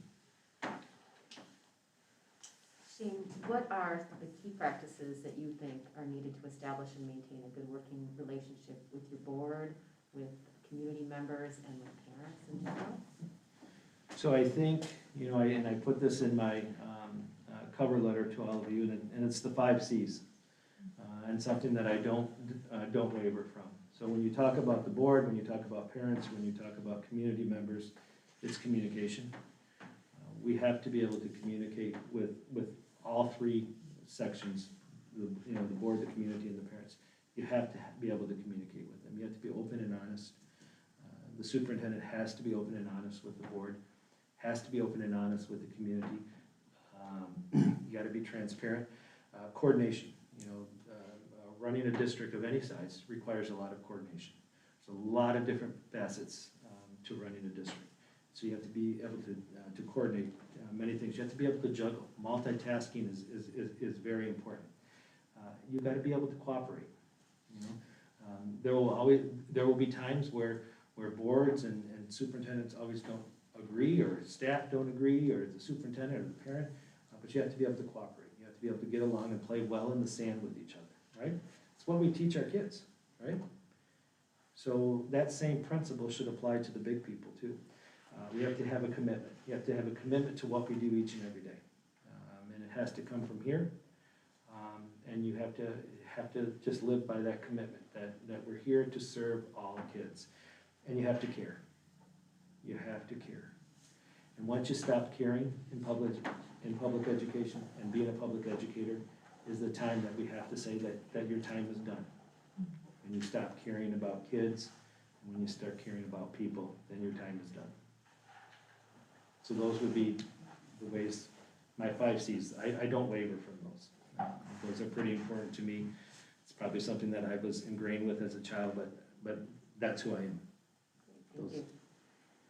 All right, Shane, I'm gonna do a little housekeeping and announce that we're through 10 questions of 25, so we're about 40% through the questions, but we're a little over 60% through our time. So for all of us, we need to pick up the pace a little bit. I suspect Mr. Killis behind me has done a little bit of hand signaling. I didn't know what he was doing though. Yeah, but in the spirit of equity, we are trying to, of course, keep our schedule consistent across our candidates during this process. I happen to have question number 11, and it deals with diversity and equity, and the question is, describe your leadership experience working with diverse constituents, social, cultural, economic diversity, and tell us about how you've worked to develop educational equity and cultural inclusion for all. Yep. So, probably when we look at my experiences both at Mason County Eastern, a very, very low social economic clientele that attended those schools. South Haven had a large minority population, both that of African American descent and of Hispanic. So having had those experiences both in those two places, and then coming to Bridgman, where we have some more social economic issues, then we do that of race. So how do we continue to develop understanding of that? Because is very important. Probably, Mr. Conybeare, the best thing is probably the work in South Haven. I think as we go in Bridgman, there'll be some additional things, but South Haven had a lot of diverse issues, not only with race, but with social economic class. So having to have all of those things in your high school, and we did have some very, very unique situations. And I was on Channel 3 more times than I ever wanted to be about some of those things that would blow up in our high school. I think it's just caring. It's about listening. It's about sharing that we're all people that come from different backgrounds. I think I did not put this person on my list, but I think Mr. Walker would tell you that sometimes that's a systematic thing that can't be changed overnight. And although I tried to create that culture at South Haven, and I did, but it takes time. And it's something that's very, very deep and embedded that it's going to take some time to change that. So that answers that. Brett? Can you provide us with an example of a time in your career when you made a mistake and were asked to take corrective action, what process and communication plan did you implement, and what was the ultimate outcome? Time I made a mistake, well, let's see, that probably could happen 6 or 7 times a day, but, you know, Mr. Weir, I can't think of one right off the top of my head where I've been, you know, I know I've made mistakes throughout my professional career, 100%, and I have to be able to own them and share with that. I don't know everything, although sometimes I have to know everything. There have been times where I know I haven't, and that's when you just have to be honest. That you have to be able to, you know, tell a parent or a staff member, this wasn't the correct decision, and just own it. You just have to own it and be able to say, hey, I made that, it was wrong, I understand that, and we're gonna move forward. But there's nothing formally that, and maybe I'm not quite understanding the question, but I haven't had anything where I've had to formally make this big apology. I think that just happens in the course of that. And I guess I'm comfortable and confident in myself to know that I've made mistakes, and I'm comfortable and confident to know that I can look you in the eye and say, I screwed up, and we'll move forward and change paths and directions from that point. All right, Rick? Shane, tell us about your experience in the development or implementation of educational changes or reforms that improve the success for all students. So I think the biggest one that I'll share with you is the implementation of our STEM lab at our middle school. You know, and some schools have STEM labs, and that's great, but when we developed our STEM lab at our middle school, it was a commitment that we made that the STEM experience was for all students in grades 5 through 12, or 5 through 8 at all times. So every year, those students are assigned. All of our middle school students have a STEM rotation in their schedule. And it's not just for the smart kids or the kids that are interested, it is for all students. And all students are required to take STEM education as part of their thing, as part of their course study. I think that has allowed us to have people who might not have had that knowledge or experience or that exposure to things that they didn't even know existed. So I hope as our kids now have been through that for 4 years, are now entering the high school, maybe post-high school, they'll have had an experience that might encourage them to pursue an avenue that they never would have thought they liked, knew about. The opposite could be true too. I did this and I never want to do that as well, and that's fine, because it's an exploration. So I think that would be one that I would share with you. Thank you. Kathy? Shane, we've talked about your 5 C's in communication, and you're clearly communicating that. I appreciate that. Can you give a little bit more specifics about what tools and strategies you use to communicate not only with district families, but internally with your team? What are those tools that you use? So I think that, the most common tools with my team would be email, memos, those are easy, but I think that face-to-face communication, where you would actually go to somebody's office or somebody's building and have that face-to-face conversation, I think we're losing that to some degree, where we can't go and it doesn't always have to be a meeting. It could be, so I think how you communicate with people. So you could use the memo, you could use the email. I will be honest with you, I really believe that social media is the root of evil. So I try to stay away from social media. Although we have to embrace that if it's used properly. But I think I communicate just by popping in and having conversations with people, or communicating or sharing with that. And I'm relationship.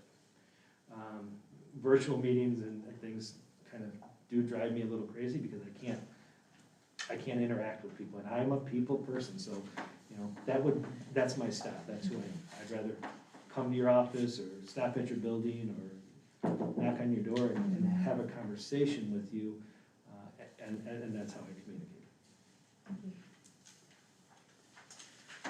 So how would you set priorities, or how do you set priorities to address the needs of your academically struggling students while also addressing the needs of your academically high achieving students? How do you really, meet those needs of all of them? You know, and I think that's, that becomes the big struggle. So I think, when you talk about differentiated instruction, we look at our classroom and our classrooms, and not everybody is at the same level. So how do we meet those kids' needs? We have to make sure we have programs for those that are here and want to continue to strive to be better, but we can never forget about this group down here.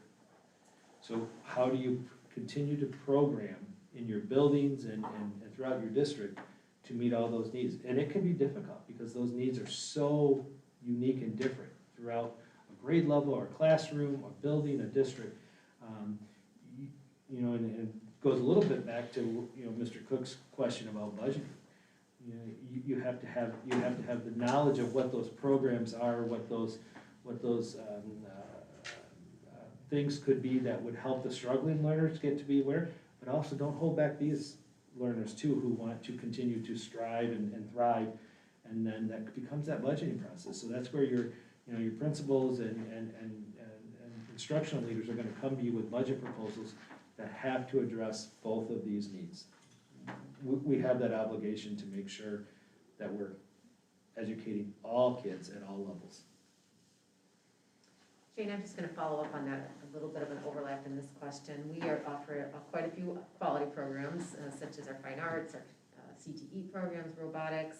How do you develop curriculum and opportunities for students that equitably meet needs of all students while maintaining all those programs and the quality of them throughout? Planning. Really, it's about planning. It's about understanding what those programs need, and then it's just about planning and continuing. I mean, part of our goal is to always maintain the programs that you have. But as we go through processes, you have to plan for that. And you have to plan budgetarily for that. You have to plan staffing-wise for that. It's about planning. And that's it. There's a lot of moving pieces. When we talk about one of the C's is coordination. There's a lot of those, moving parts and pieces, and it's really about planning for those opportunities for kids. And some of those programs could be a little bit more expensive than others. So you really have to have a clear understanding of the cost of those programs for those. Good, thank you. Shane, can you tell us about your community and volunteer activities, and then how you in the district collaborate with the community? Yeah. So I'm a Laurie's Place board member. I have a passion for Laurie's Place and the work that they do. I sit on the Greater Bridgman Chamber of Commerce. I was a board member of the Southwest Michigan Regional Chamber as well. One of my hobbies and my passions is to officiate sports. Actually, I do a lot of St. Joe swim meets, but I do have a passion for officiating sports. It's kind of my outlet but I think coordinating and developing relationships with your community partners, your city governments, is important. So, and Mr. Dyer, you know that the city manager and the township supervisor and I, we do a lot together to benefit all three of our entities. We try to cost share some products and services, so we're not duplicating those throughout our organization. So that's. All right, so how have you evaluated and targeted professional development to improve teaching and learning, specifically with an eye to diversity, equity, and inclusion? And then how do you measure the value of professional development? And professional development is unique because there are a lot of places that just do professional development, it's pretty hodgepodge, right? We do one thing here and then we're gonna switch it next year and do something totally different. And that would drive me crazy because really there's no focus. So I think, Mr. Cook, one of the things is we have to have a plan as a district, as a building, as departments, as grade levels, is what do we need to focus on? What are the weaknesses, or where do we want to go as a district or whatever?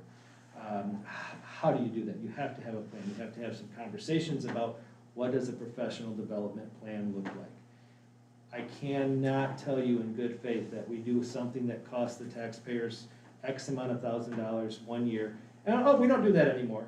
We've all been to those, right? We've all been to a PD where when we don't do that anymore. We're gonna switch gears now, we're gonna go somewhere else. That's not me. If we're going to do something, we're gonna do it for the long haul because that's when you see the results. One of the things that we've implemented in Bridgman, which is a district initiative approved by the Board of Education, is our Nkenge learning strategies. And it's really about cooperative learning, where we really can look at increasing the equity, both academically, socially, emotionally, needs of all those kids through some cooperative learning strategies and outcomes that are present within those strategies, where we can put kids that might not hang out together.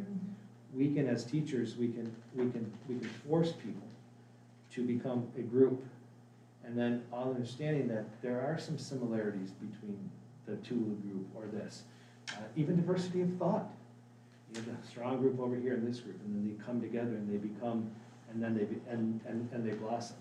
So I think having that professional development plan, not only for your teachers, but for your administrators, and then increasing things that are going to benefit your entire grade level department building is essential. Kathy? So as a superintendent, you're a jack of all trades, but at a pretty high level, like you said. How have you structured your time in order to be available for staff and district families while staying on task with the many duties and responsibilities of the school leader? How much time do you spend in each of your school buildings, in the classrooms, and then out in the community? Yep. So I hope you don't ask a question what is the weakness of mine, because it's probably going to come out now. So I love to work. Work is a passion of mine. So when you ask that question, I've always had an open door policy.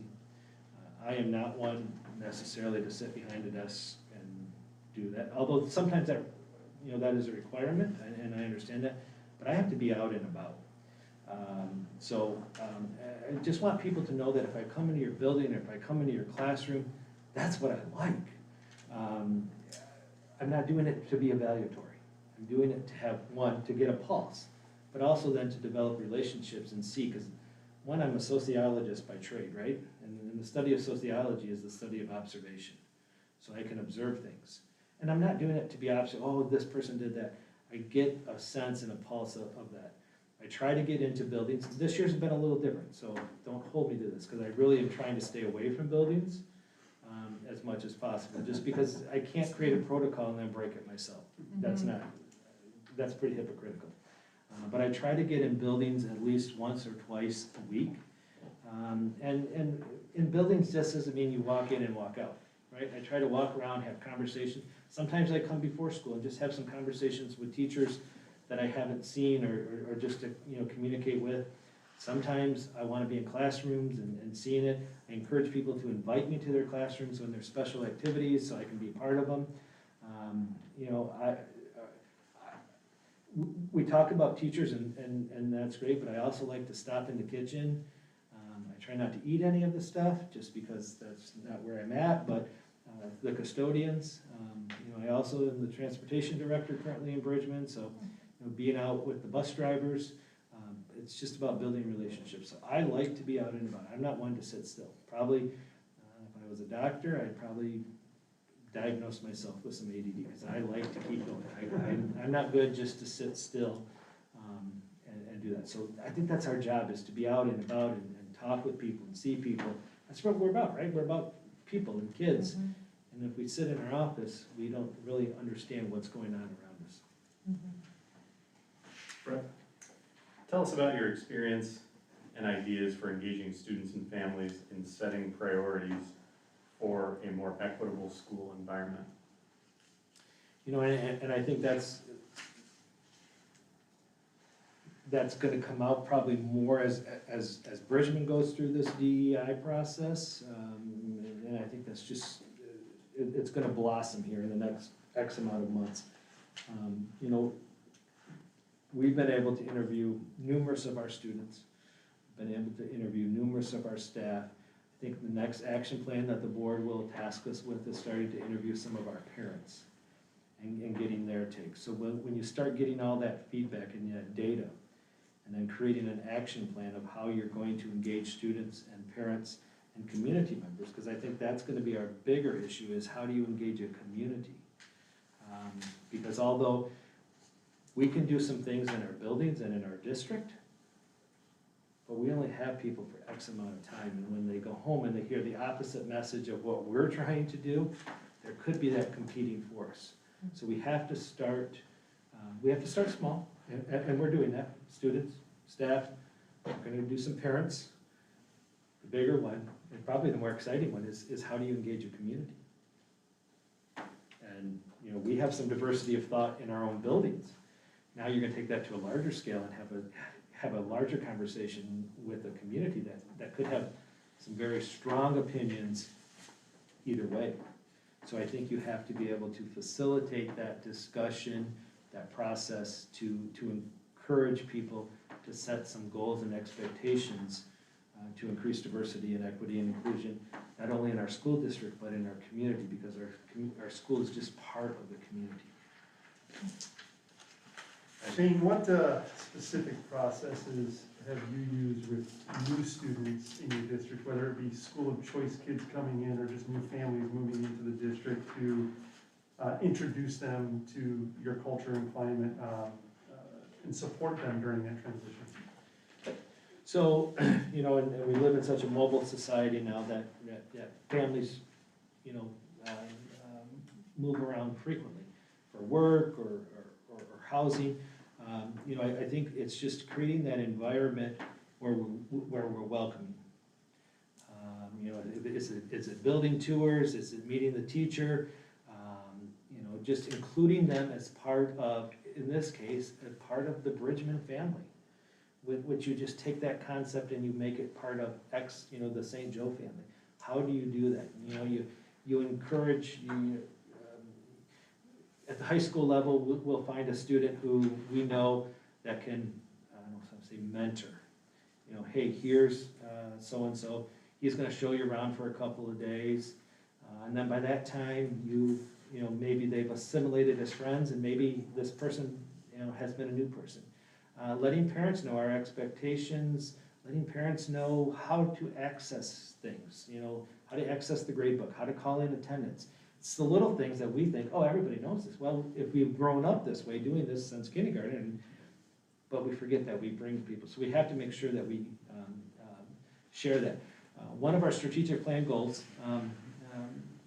was to create a parent handbook, you know, and not what the rules are, but what are things? You know, we have some certain things that are unique to Bridgman that you weren't there, you wouldn't know what it is. You know, what is field day in Bridgman? It probably looks a little different in Bridgman than it does other places. But just to have some description, PTO, you know, so really just try to welcoming them. Great, thank you. Jane, can you describe for me maybe 2 or 3 potentially new or creative ways to meet this students' social and emotional needs as we come out of this pandemic? So I really think looking at providing students and families with resources to address some of their concerns. You know, that's probably bigger than a school issue. I think one person in here knows how I can be an advocate for change. our county does not do a good job of providing those services. We don't have enough resources in our county right now to provide some of those resources. So how do we continue to work with our community, our larger community, to increase some of those opportunities for families and students to do that? You know, I think the idea of a school social worker is key. You know, our school counselors, they have their own role right now, and that is not necessarily the role of providing some tier 2 and tier 3 interventions to kids who are struggling with social and emotional issues. And then I think just to continue to provide support from within the classroom, from within the building, and from within the district to kids and families who are really struggling post-pandemic. I think we're only seeing the tip of the iceberg, what this might look like down the road. Thank you. So, excuse me, I'm gonna fold back to my introduction and yours about the critical nature of the decision we have to make as a board here in the coming days, and ask you a very direct question, and that is, can you tell us why you're the right person to lead our district at this time? So your direct question will be my direct response back, though. I am the longest serving superintendent in this county.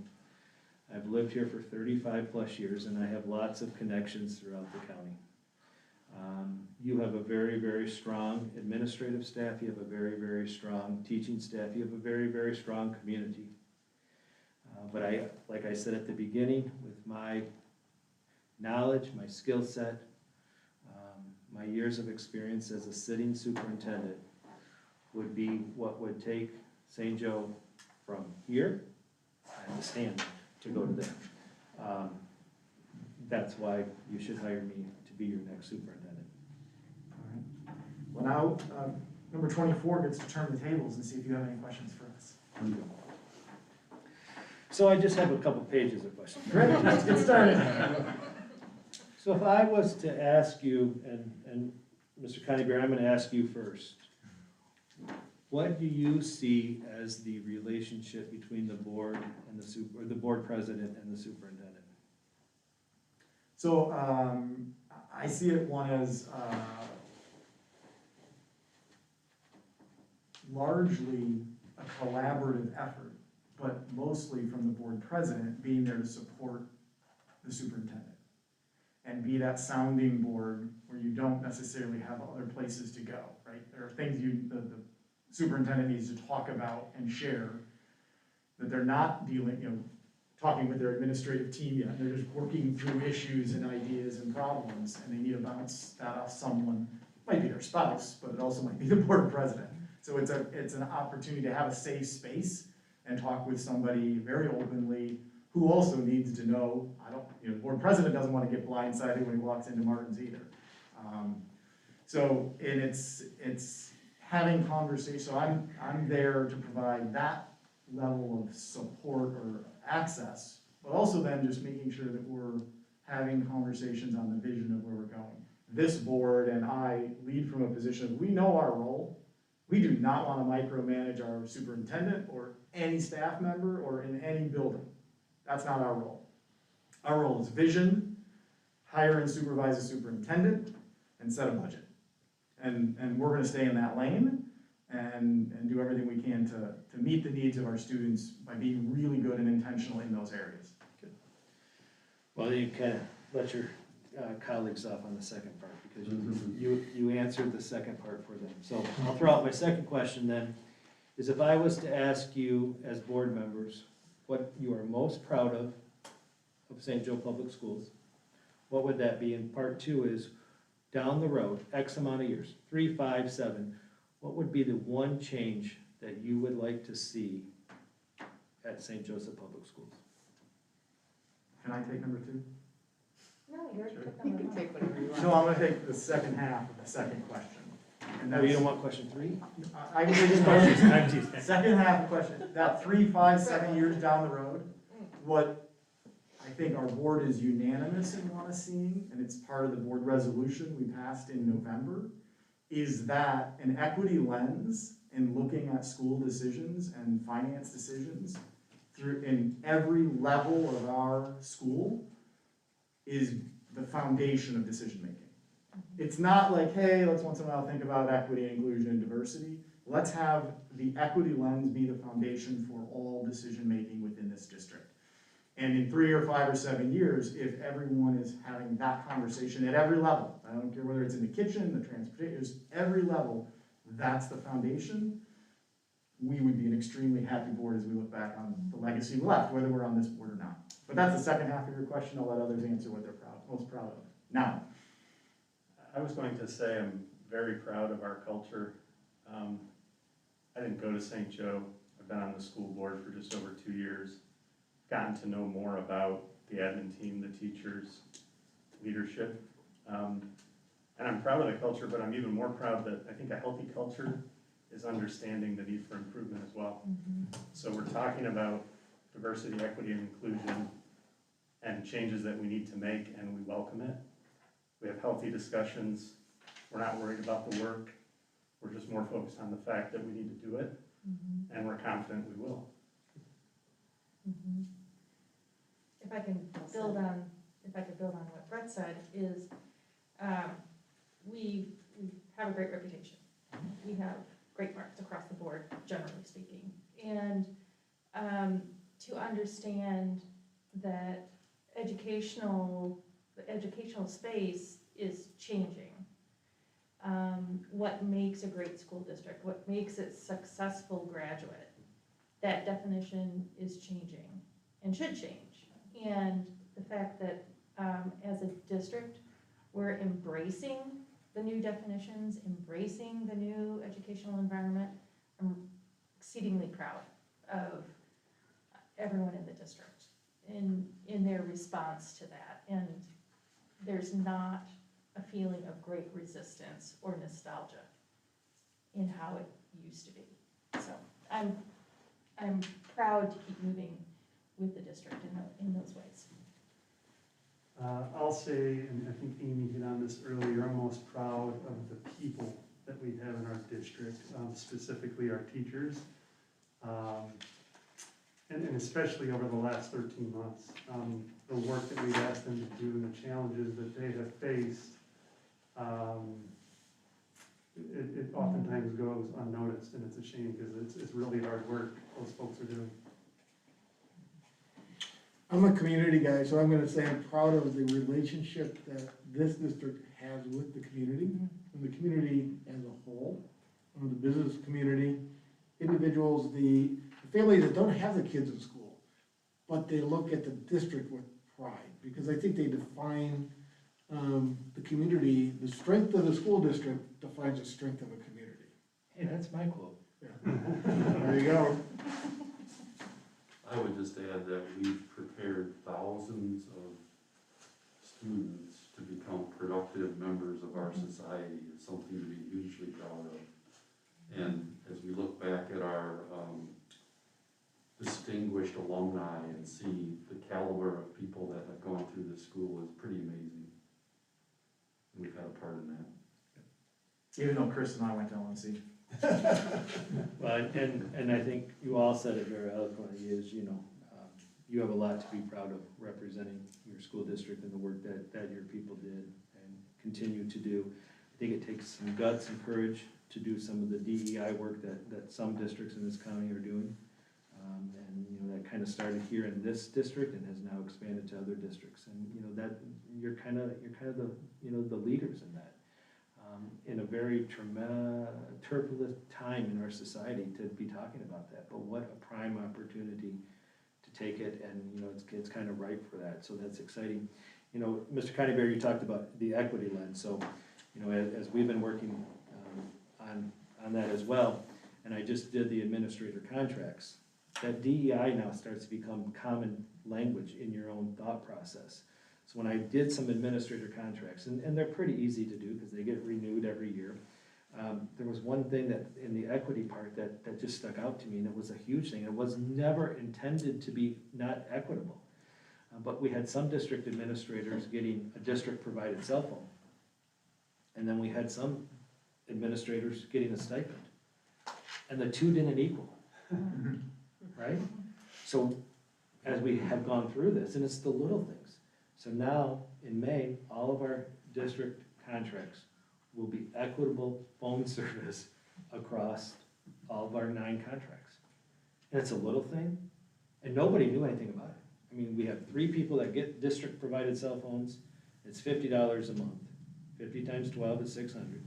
These people were getting a $200 stipend. Nobody complained, nobody. It was just fine. But as I started going through that and thinking, okay, are these equitable, are we paying people? You know, pay is based on seniority and how many years you've been a principal or a director, so that's not always gonna be equitable. But when I looked at that one thing that just stuck out, that's not right. So the correction's been made, so even those little changes in that kind of is just a proud thing. Yeah. I'll share that. All right, well, number 25 is if you have any further last things to say in the negative minutes you have left.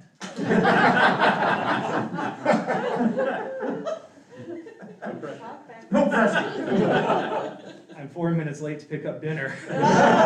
Whoops. You know, I just, again, in closing, I just want to thank you all for the opportunity to be here this evening. I truly meant what I said at the beginning, and I'll say it again, is that as a board, the selection of your next superintendent is the most important task that you have as 7 board members. And I totally respect that. And I'm just going to read a couple things to you, then I'll be done and get out of your hair. The goal of education should address the needs of individual students. We need to be able to educate the whole student, the affective, the cognitive, and the psychomotor. It is my belief that students learn best when they can relate what is being taught to real-life problems or situations. It's my belief that the major goal of education is to help students work and live productively in an ever-changing society. I believe to truly be a successful superintendent and to make an impact on both students and staff, superintendents must have to be leaders in the following areas. They have to be professional leaders, instructional leaders, managerial leaders, constituent leaders. We live in an ever-changing world, and public education has never been more important than it is today. With all of the accountability measures and demands on schools to succeed, it is of vital importance to have a superintendent who has the leadership abilities that I have described above to you this evening to take the building, the district, the staff, and the students to the next level. I have and continue to believe in my above stated philosophy for the educational needs of students, staff, and the community. I strive to be the best educator, administrator, and leader that I can be and have the desire to fulfill your expectations. Thank you. Thank you. And again, we'll wave goodbye. That's a cold ending, isn't it? Yeah, actually, why don't we, while Shane is getting up, can we get a motion to adjourn? Thank you, a second? Second. Thank you, all in favor of adjourning? Aye. All right, everybody online, we'll see you tomorrow at 9 a.m. Yeah.